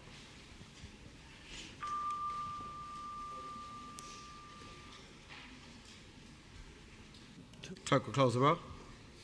Ayes 72, noes 27. Ayes 72, noes 27. The Senate substitute is adopted. Over on page 36, we come to House Bill 930, which relates to protection of employees, retaliatory action prohibited. Legislation passed the House, passed Senate with substitute, which is now before you. The delegate from Fairfax, Delegate Simon. Mr. Speaker, members of the House, this bill was a perfectly fine bill when we sent it over to the Senate. It did some nice things for employees. They got all confused about it. They combined it with 2 other House bills. They added a reenactment clause. I don't know what they're thinking, Mr. Speaker, but I hope I'm going to go ahead and move the substitute because I have to state this in the affirmative. But I hope that we send them a very angry message, 99 red lights on this terrible, terrible substitute, Mr. Speaker. I move the Senate substitute and ask you all to vote no. Shall the Senate substitute be adopted?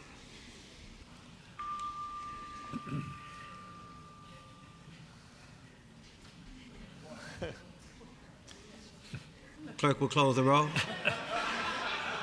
Ayes 1. Noes 98. Ayes 1, noes 98. The Senate substitute is rejected. I don't want to be so angry with them. All right, Mr. Speaker.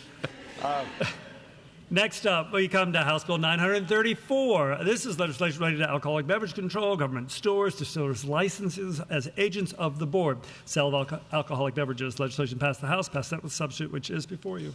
Delegate from Fairfax, Delegate Simon. Mr. Speaker, I know that you are a kinder, gentler speaker now, and we're all going to get along with the Senate. But I have to tell you, we sent out a nearly identical version of this bill out of the House 1 week ago today. We went ahead and advanced the Senate cognate to this bill. And they went ahead and monkeyed with it anyway, Mr. Speaker.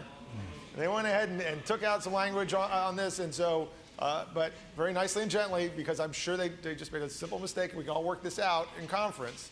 I hope that we very gently press the red button and also reject this substitute, but with the hopes that we can work together and come to a kumbaya moment, Mr. Speaker. Shall the Senate substitute be adopted?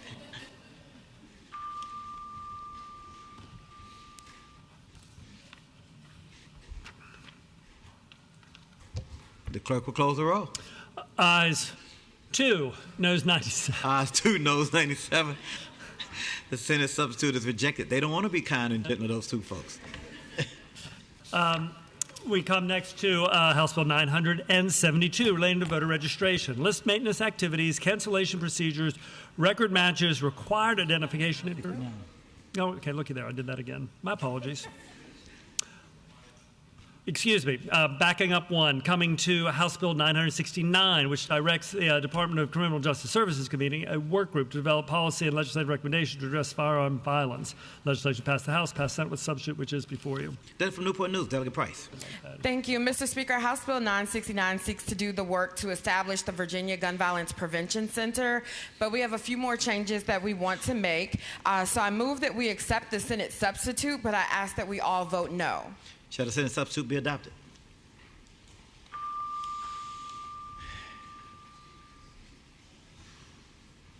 The clerk will close the roll. Ayes 0, noes 97, abstentions 1. 0, noes 97. The Senate substitute is rejected. Now we come to House Bill 972 by Delegate Price. This one relates to voter registration, list maintenance activities, cancellation procedures, record matches, required identification information, data standards. Legislation passed the House, passed Senate with amendments, and they are now before you. Delegate from Newport News, Delegate Price. Yes, Mr. Speaker, House Bill 972 is the voter list maintenance omnibus and establishes a floor for confidence in data being used to cancel a voter's registration and a notification process for each type of cancellation, among other ways of maintaining the voter rolls without purging eligible voters. It passed the House 62-35. The Senate amendments remove language that was no longer needed about unique identifiers for out-of-state death certificates. I move that we would accept the Senate amendments. Shall the Senate amendment be adopted?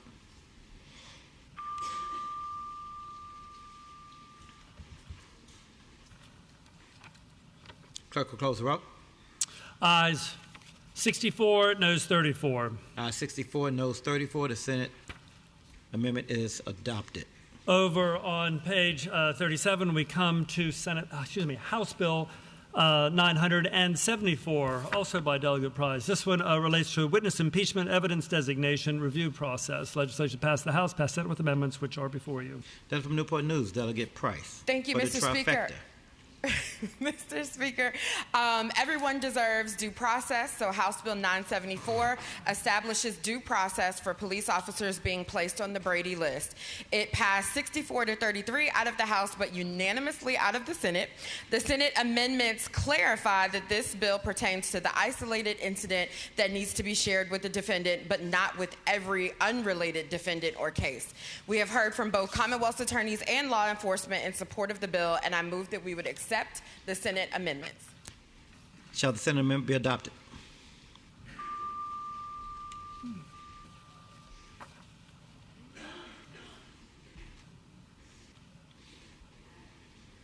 Clerk will close the roll. Ayes 70, noes 28. Ayes 70, noes 28. The Senate amendment is adopted. Next, we come to House Bill 1005, which relates to the Virginia Residential Landlord and Tenant Act, rental payment methods, prohibited fees. Legislation originally passed the House, passed Senate with a substitute, which is before you. Delegate from Fairfax, Delegate Tran. Thank you, Mr. Speaker. This bill deals with rent collection fees for basic maintenance and receipts for tenants. The Senate substitute conforms the bill to Senate Bill 313, and we need to work out a couple of things in conference. I move that the House reject the Senate substitute. Shall the Senate substitute be adopted?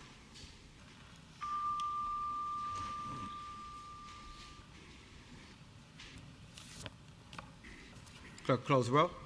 Ayes 0, noes 98. Ayes 0, noes 98. The Senate substitute is rejected. Over on page 38 of today's calendar, House bills with Senate amendments, we come next to House Bill 1007, which relates to the Virginia Birth-Related Neurological Injury Compensation Program and Fund, Board of Directors, Plan of Operation, filing of claims, awards, and coverage for expenses or services. Legislation originally passed the House with substitute, which is before you. Delegate from Fairfax, Delegate Tran. Thank you, Mr. Speaker. This bill deals with what is known as the Birth Injury Fund. The Senate substitute conforms the bill to Senate Bill 398. We still have some differences we need to work out. I would like to move that the House reject the Senate substitute. Shall the Senate substitute be adopted?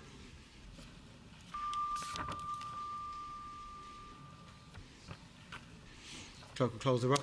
Ayes 0, noes 99. Ayes 0, noes 99. The Senate substitute is rejected.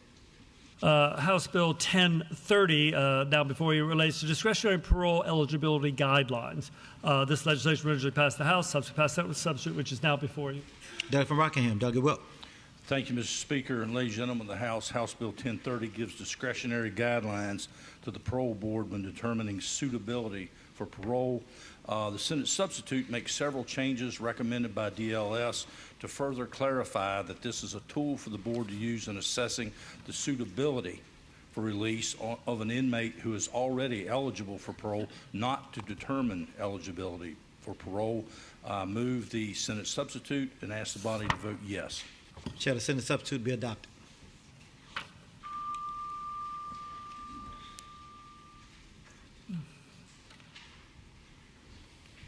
Clerk will close the roll. Ayes 98, noes 0. Ayes 98, noes 0. The Senate substitute is adopted. House Bill 1046 relates to the Virginia Public Procurement Act, additional public works contract requirements. Legislation passed the House, passed Senate with substitute, which is before you. Delegate from Richmond City, Delegate Carr. Thank you, Mr. Speaker. HB 1046 creates increased transparency on the use of independent contractors. The Senate conformed it to their version of this bill, which misses a few important details. I move the Senate substitute with the recommendation that we reject by voting red, so that we can resolve the details in conference. Shall the Senate substitute be adopted?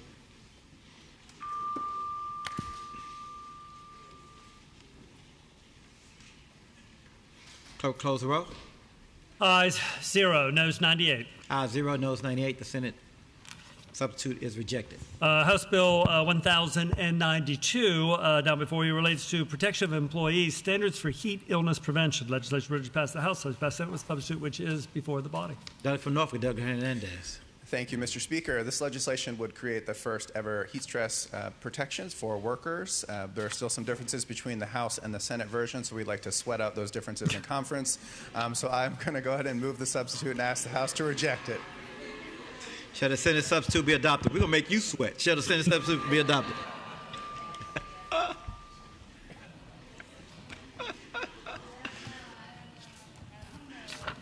The clerk will close the roll. Ayes 0, noes 98. Ayes 0, noes 98. The Senate substitute is rejected. Over on page 39, we come to House Bill 1095, relating to high school students' completion of certain applications for student financial aid required opt-out exemptions. Legislation ready to pass the House has passed the Senate with a substitute, which is before you. Senator from Loudoun County, Delegate Singh. Mr. Speaker, the purpose of this legislation is to unlock free money for students, up to $85 million. The House version required high school seniors to complete the free application for federal student aid or opt out. And as a result of stakeholder engagement, this bill now sets a 5-year goal for increasing completion rates with guidance from the Department of Education and SHEV. The following entities are comfortable with the Senate substitute: Department of Education, SHEV, Virginia Association of School Superintendents, and the Virginia School Board Association. Therefore, Mr. Speaker, I move the Senate substitute and recommend that we vote yes. Shall the Senate substitute be adopted?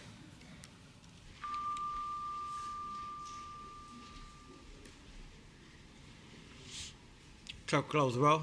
Ayes 63, noes 35. Ayes 63, noes 35. The Senate substitute is adopted. House Bill 1161 relates to the Government Data Collection and Dissemination Practices Act, dissemination of personal information to federal government, civil penalties. Legislation originally passed the House, passed the Senate with a substitute, which is before you. Delegate from Fairfax, Delegate Tran.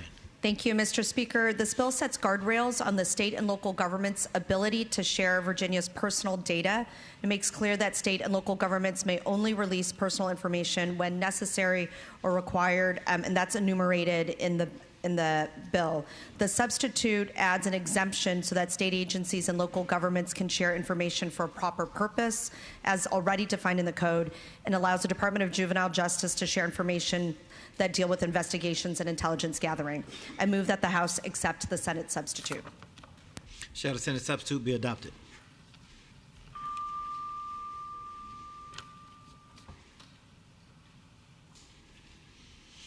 Clerk, close the roll. Ayes 67, noes 32. Ayes 67, noes 32. The Senate substitute is adopted. House Bill 1189, before you now, relates to emergency services and disaster law, declaration of state of preparedness. Legislation originally passed the House, has passed the Senate with a substitute. Delegate from Washington County, Delegate O'Quinn. Thank you, Mr. Speaker.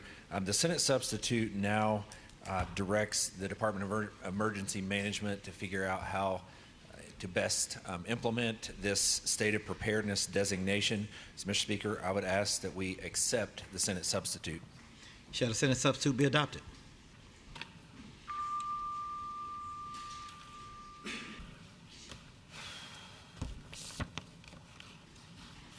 Clerk will close the roll. Ayes 98, no 0. Ayes 98, no 0. The Senate substitute is adopted. House Bill 1217 relates to keeper of livery stable liens requirements. Legislation originally passed the House, has passed the Senate with amendments, which are now before you. Delegate from Warren County, Delegate Oates. Thank you, Mr. Speaker. Mr. Speaker, HB 1217 creates a clear process for a lien for unpaid charges related to boarding livestock, affectionately known as Free the Cows. The Senate amendment adds a provision of an agreement between the parties and direction for action after the 30-day explanation, which was already in Virginia Code Section 4334. The Senate amendments essentially beef up the bill.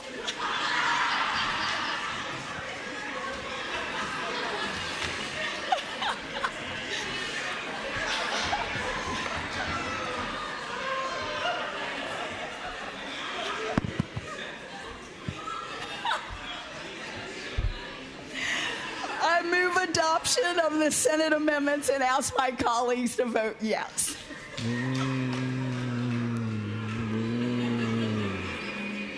Shall the Senate amendment be adopted?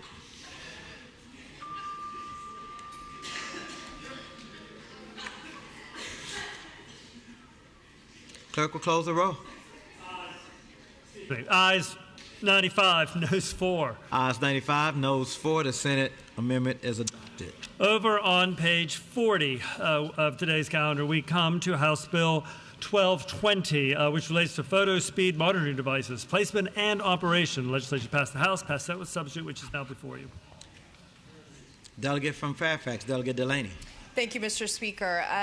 The Senate substitute conformed my bill to a different bill, so I am going to move the Senate substitute and ask that we reject it so that we can get it back to my guardrails bill in conference. Shall the Senate substitute be adopted?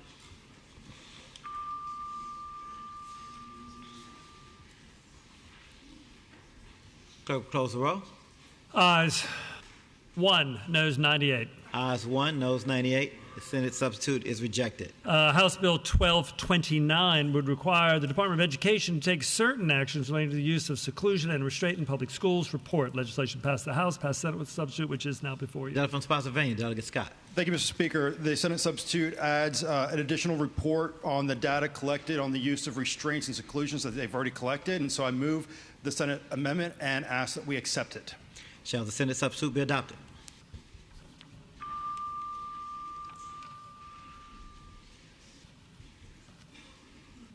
Clerk will close the roll. Ayes 96, noes 1. Ayes 96, noes 1. The Senate substitute is adopted. House Bill 1263, now before you, relates to collective bargaining by public employees. Individual home care providers, Virginia Home Care Authority established, Public Employee Relations Board established, exclusive bargaining representatives. Legislation passed the House, substitute passed Senate with substitute, and that Senate substitute is before you. Delegate from Fairfax, Delegate Tran. Mr. Speaker, this bill deals with collective bargaining for public sector employees. We have a lot of details we need to work out with the Senate, and I urge us to reject the Senate substitute. I move the Senate substitute, and I urge us to vote no. Shall the Senate substitute be adopted?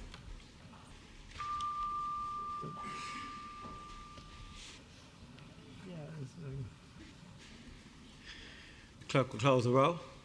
Ayes 0, noes 99. Ayes 0, noes 99. The Senate substitute is rejected. House Bill 1266, now before you. This would direct the Secretary of Natural and Historic Resources to publish an update version of the Environmental Justice in the Permitting Process Guidance Memo to consider how to assess the cumulative impacts of certain permits. Legislation passed the House, passed Senate with substitute, which is before you.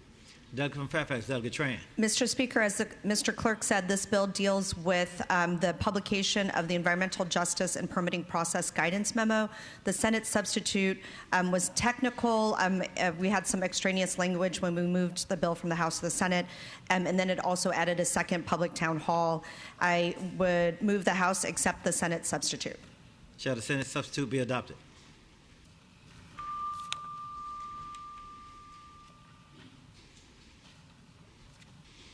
Clerk, close the roll. Ayes 65, noes 34. Ayes 65, noes 34. The Senate substitute is adopted. House Bill 1313 relates to workers' compensation, exacerbation of certain disorders incurred by law enforcement officers and firefighters. Legislation originally passed the House, substitute passed Senate with substitute, which is before you. Delegate from Albemarle, Delegate Carlson.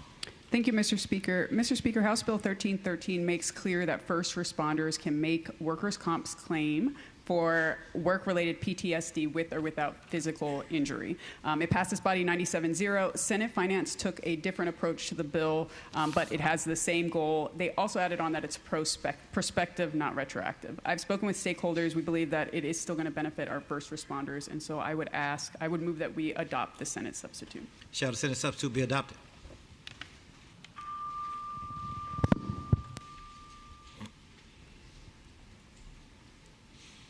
Clerk will close the roll. Ayes 98, noes 1. Ayes 98, noes 1. The Senate substitute is adopted. House Bill 1353 would direct the Commissioner of Health to convene a multidisciplinary work group to evaluate the feasibility of a statewide maternal health safety initiative. Reports. Legislation passed the House, passed that with substitute, which is now before you. Delegate from Fairfax, Delegate Cohen. Thank you, Mr. Speaker. This substitute adds 2 stakeholder groups to the maternal health work group created by HB 1353. So I move the Senate substitute and ask that we accept it.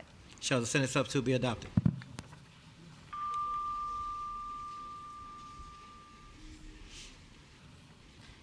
Clerk, close the roll. Ayes 96, noes, ayes 98, noes 0. Ayes 98, noes 0. The Senate substitute is adopted. House Bill 1361 relates to Virginia Residential Landlord and Tenant Act, civil action for unlawful detainer, termination notice, energy submetering equipment. Legislation passed the House, passed Senate with amendment, which is now before you.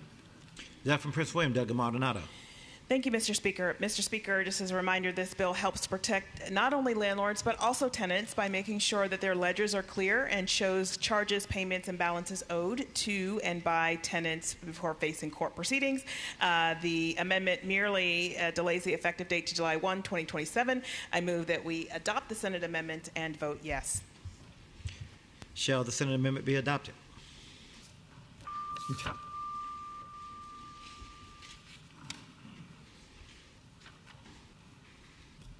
Clerk will close the roll. Ayes 71, noes 28. Ayes 71, noes 28. The Senate amendment is adopted. On page 42, we come next, Delegate Doherty's House Bill 1363, relating to family abuse protective orders, conditions imposed upon issuance. Legislation passed the House, passed Senate with amendment, which is now before you. The delegate from Chesterfield, Delegate Doherty. Mr. Speaker, House Bill 1363 is exactly as the clerk reported, and the Senate amendment adds minimal clarifying permissive language. I move that the House vote green and adopt the Senate amendment. Shall the Senate amendment be adopted?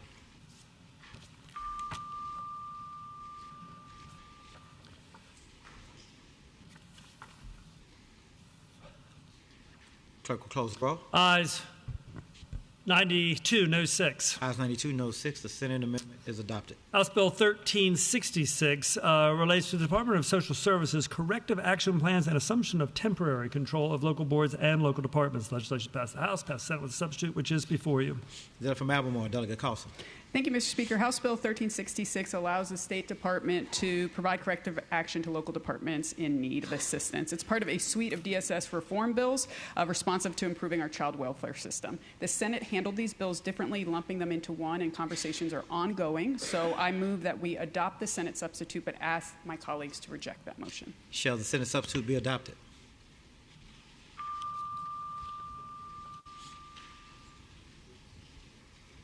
Clerk will close the roll. Ayes 0, noes 96. Ayes 0, noes 96. The Senate substitute is rejected. House Bill 1370, now before you, relates to the Board of Behavioral Health and Developmental Services, regulations, service providers, emergency medical drills. Legislation passed the House, substitute passed Senate with substitute, and the Senate substitute is now before you. Delegate from Chesterfield, Delegate Mader. Thank you, Mr. Speaker. Mr. Speaker, this bill requires the Board of Behavioral Health and Developmental Services to adopt regulations for providers that deliver services to those with disabilities, mental health disorders, and substance use disorders. We worked with the Department of Behavioral Health and Developmental Services, which led to the substitute, which includes minor changes such as changing the phrase medical drills to medical simulations and pushing back the enactment clause from September 1 to December 1, 2026. Mr. Speaker, I move that the House agree to the Senate amendments and vote yes. Shall the Senate substitute be adopted?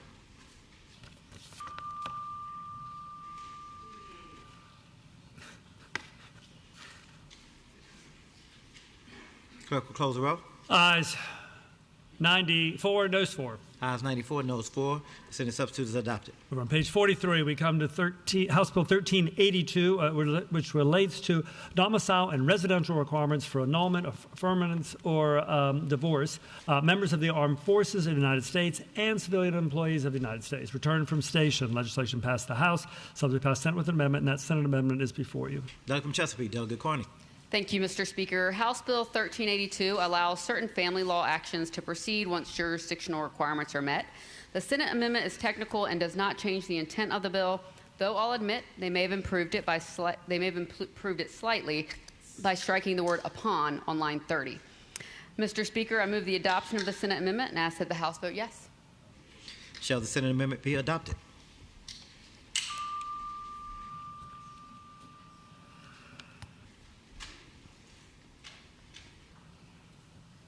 Clerk will close the roll. Ayes 97, noes 2. Ayes 97, noes 2.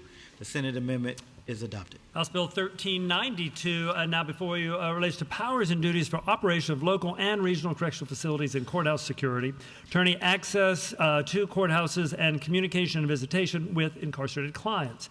Penalty. Legislation passed the House, passed Senate with substitute with amendments which are before you. Delegate from Fairfax, Delegate Keys-Gamarra. Thank you, Mr. Speaker. House Bill 1392, as some may recall, simply lays out procedures by which attorneys can enter courts and have access to their clients with confidentiality.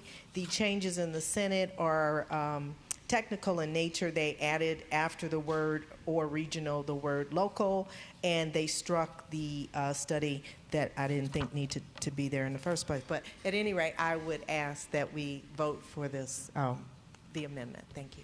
Shall the Senate amendment be adopted?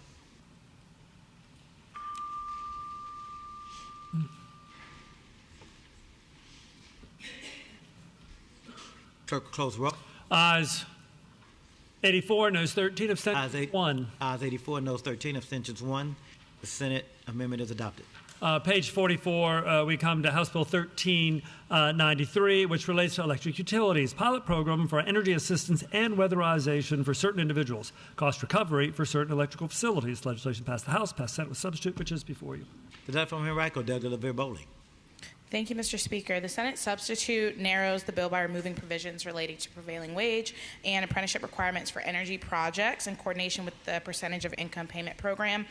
In their place, it adds provisions directing the SEC to ensure that certain costs associated with serving very large, high-load customers are allocated to those customers rather than to the broader ratepayer base. I feel as though there's still some work to be done here, so I move adoption of the Senate committee substitute and ask that we reject that motion. Shall the Senate substitute be adopted?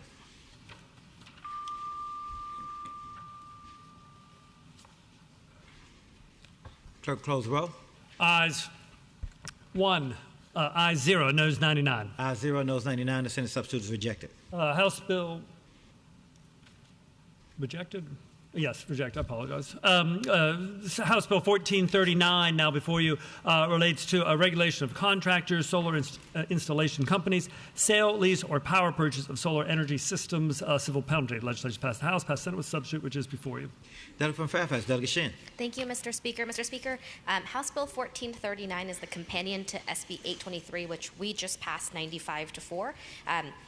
The bills, I would move that. Wait, yeah, sorry, you're not talking to me. Okay. The bills now are in misalignment and are not identical. I'd like for them to stay identical as they move through this process, Mr. Speaker. So I would move that we agree to the Senate substitute and ask that we reject the Senate substitute. Shall the Senate substitute be adopted?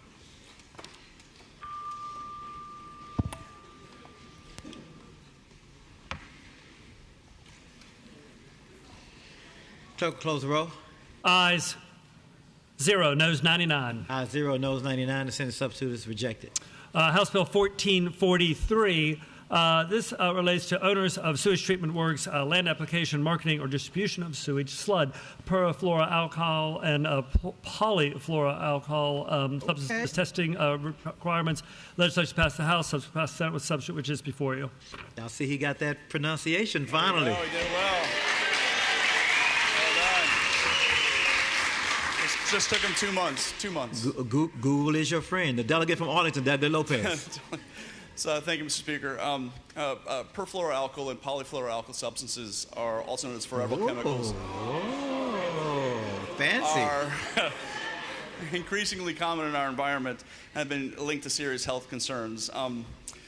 This bill is the product of months of negotiations and would require sewage distributors to collect regular samples for PFAS analysis, and would also help Virginia monitor and reduce the impacts of PFAS on our land, water, and food supply. Mr. Speaker, I'm very proud of the work that's been negotiated with the wastewater industry, the administration, and the environmental community. I move that we accept the Senate substitute. Shall the Senate substitute be adopted?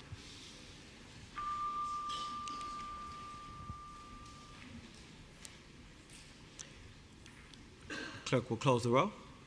Ayes 74, noes 24. Ayes 74, noes 24.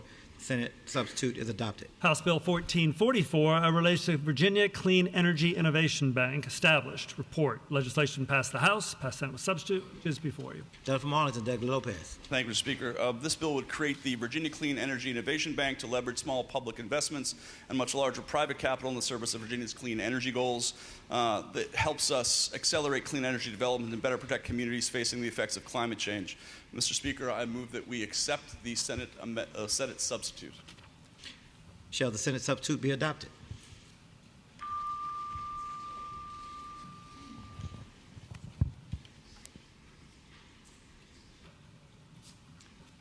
Clerk will close the roll. Ayes 64, noes 35. Ayes 64, noes 35. The Senate substitute is adopted.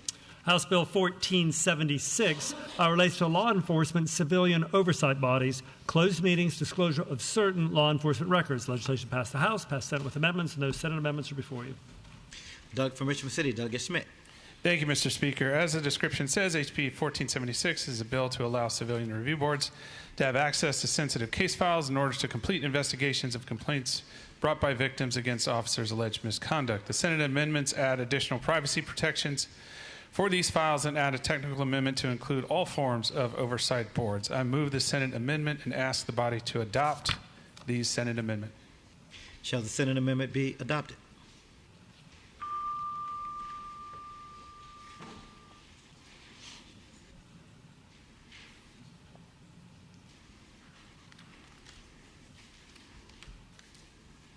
Clerk, close the roll. Ayes 60, noes 38. Ayes 60, noes 38. The Senate amendment is adopted. Over on page 46, we come to House Bill 1482. This is legislation that relates to law enforcement officers' restriction on wearing facial coverings, required identification, civil liability penalty. Legislation passed the House, passed Senate with substitute, which is before you. Delegate from Richmond City, Delegate Schmidt. Thank you, Mr. Speaker. Just as a reminder, HB 1482 is a cognate to Senate Bill 352 and is a public safety bill putting guidelines on how and when law enforcement wear facial coverings.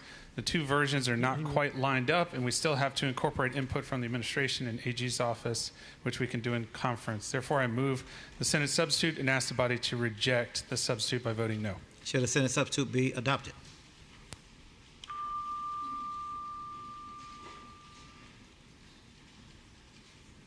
Clerk, close the roll. Ayes 0, noes 99. Ayes 0, noes 99. The Senate substitute is rejected. House Bill 1490 relates to the Department of Social Services centralized hotline for reports or complaints of child abuse or neglect, response to complaints within 24 hours for children under 3 years of age. Legislation passed the House, passed Senate with substitute, which is now before you. Delegate from Fairfax, Delegate Tran. Thank you, Mr. Speaker. The House Bill 1490 establishes a statewide centralized intake and validity determination process for reports of child abuse and neglect and requires a 24-hour response to reports of child abuse or neglect for children under age 3.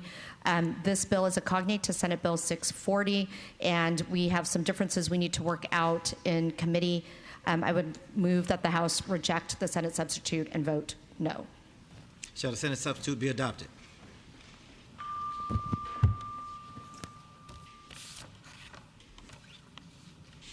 Clerk, close the roll. Ayes 0, noes 99. Ayes 0, noes 99. The Senate substitute is rejected. House Bill 1492, now before you, relates to impersonating federal law enforcement officer penalties. Legislation passed the House, then passed Senate with a substitute. Delegate from Fairfax, Delegate Shen. Thank you, Mr. Speaker. Mr. Speaker, House Bill 1492 addresses the unlawful impersonation of a federal law enforcement officer. The Senate made some changes to the bill to try and bring it into alignment with SB 47, but they were not successful in doing it that way, and so this bill is out of alignment. And Mr. Speaker, we just passed SB 47 unanimously, and so to try and get this identical, I would ask that I would move the Senate amendments and ask that we reject the Senate amendments. Shall the Senate substitute be adopted?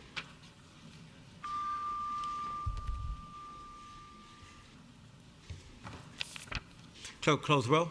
Ayes 0, noes 99. Ayes 0, noes 99. The Senate substitute is rejected. And lastly, in this category, House Bill 1523, which relates to certified violence prevention professionals certification. Legislation passed the House, passed Senate with substitute, which is before you. Delegate from Fairfax, Delegate McGuire. Thank you, Mr. Speaker. HB 1523 is my bill directing VDH to create a voluntary licensure program for certified violence prevention professionals. The Senate substitute adds a definition of certified violence prevention professional. Mr. Speaker, I move that the House agree to the Senate amendments. Shall the Senate substitute be adopted?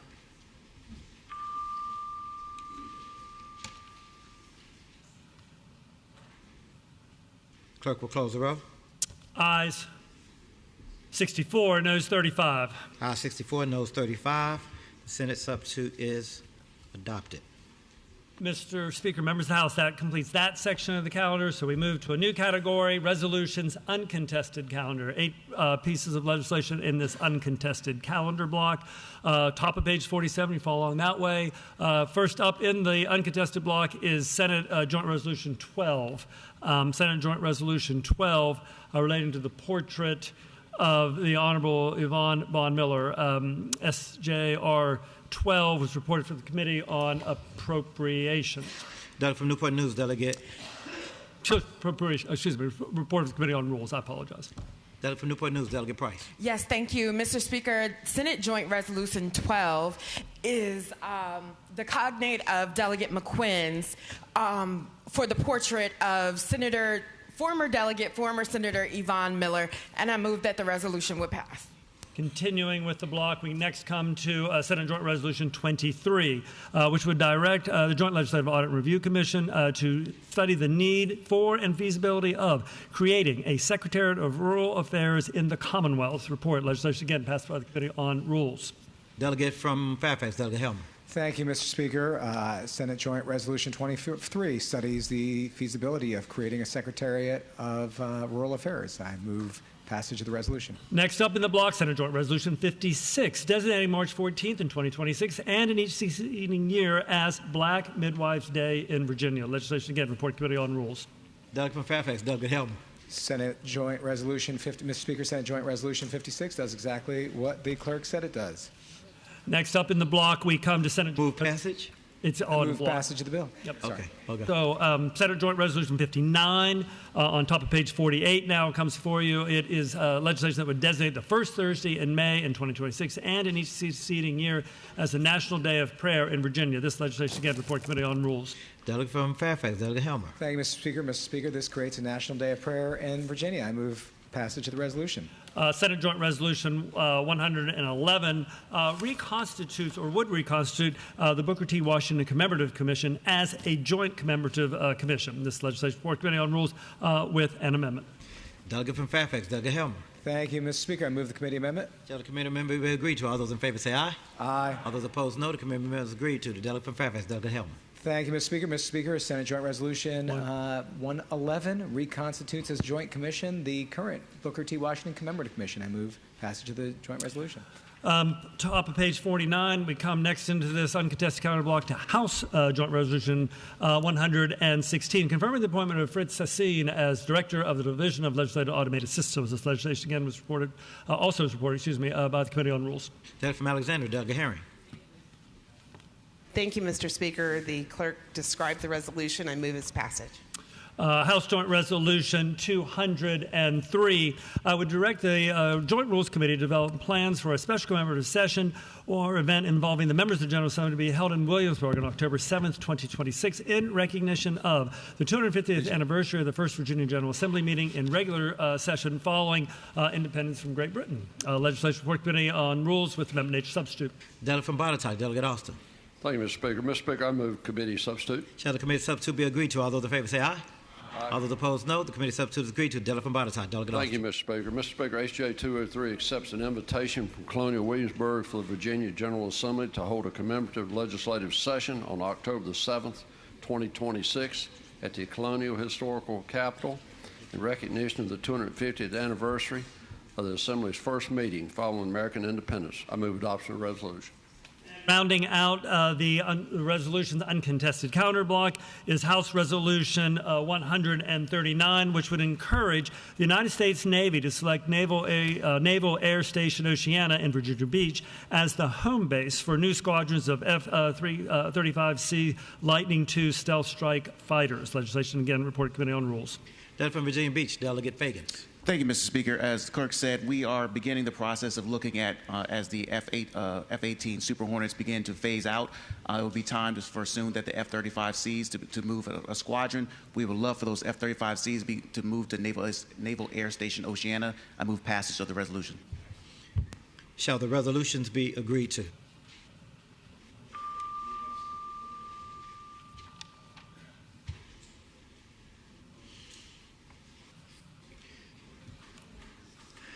Clerk will close the roll. Ayes 99, no 0. Ayes 99, no 0. Resolutions are agreed to. Over to page 50, new category, one resolution in this category, resolutions regular calendar.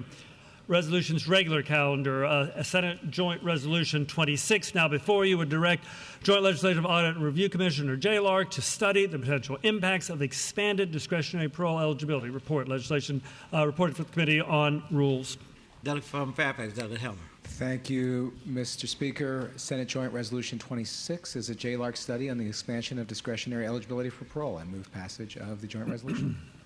Shall the resolution be agreed to?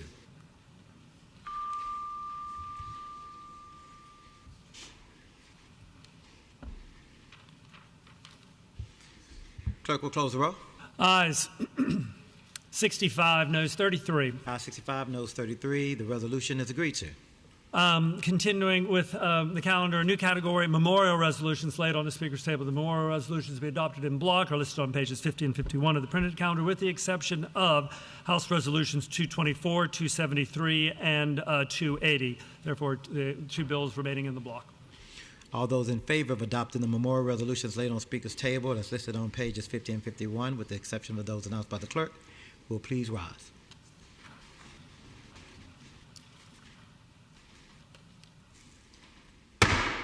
Resolutions are agreed to.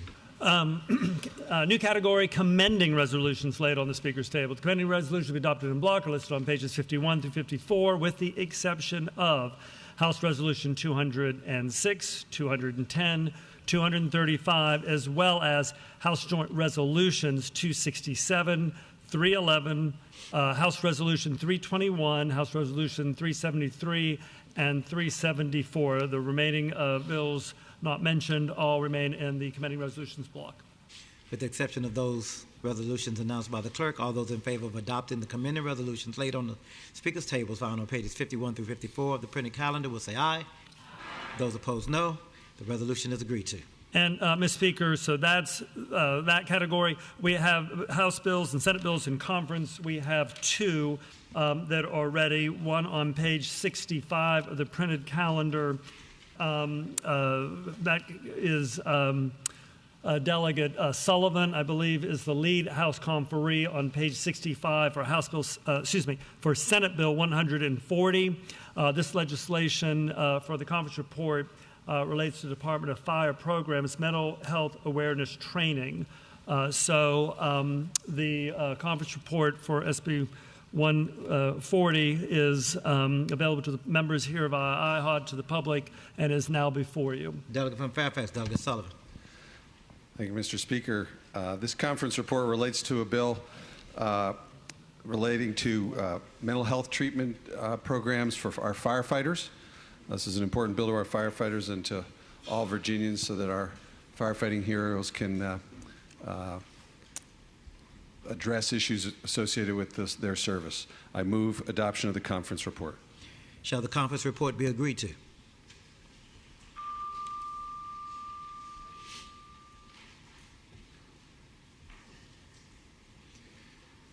Clerk will close the roll. Excuse me.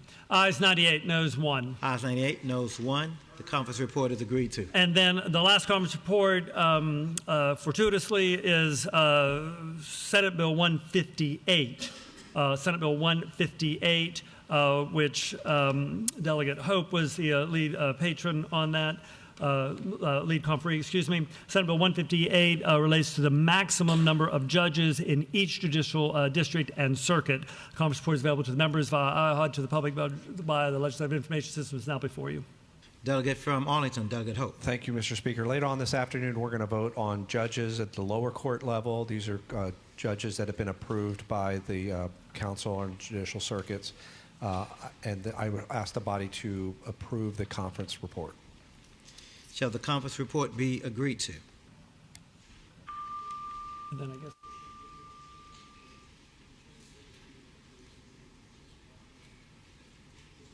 Clerk will close the roll. Ayes 99, noes 0. Ayes 99, noes 0. The conference report is agreed to. So, Mr. Speaker, at this time, this posture, we don't have any further business, but.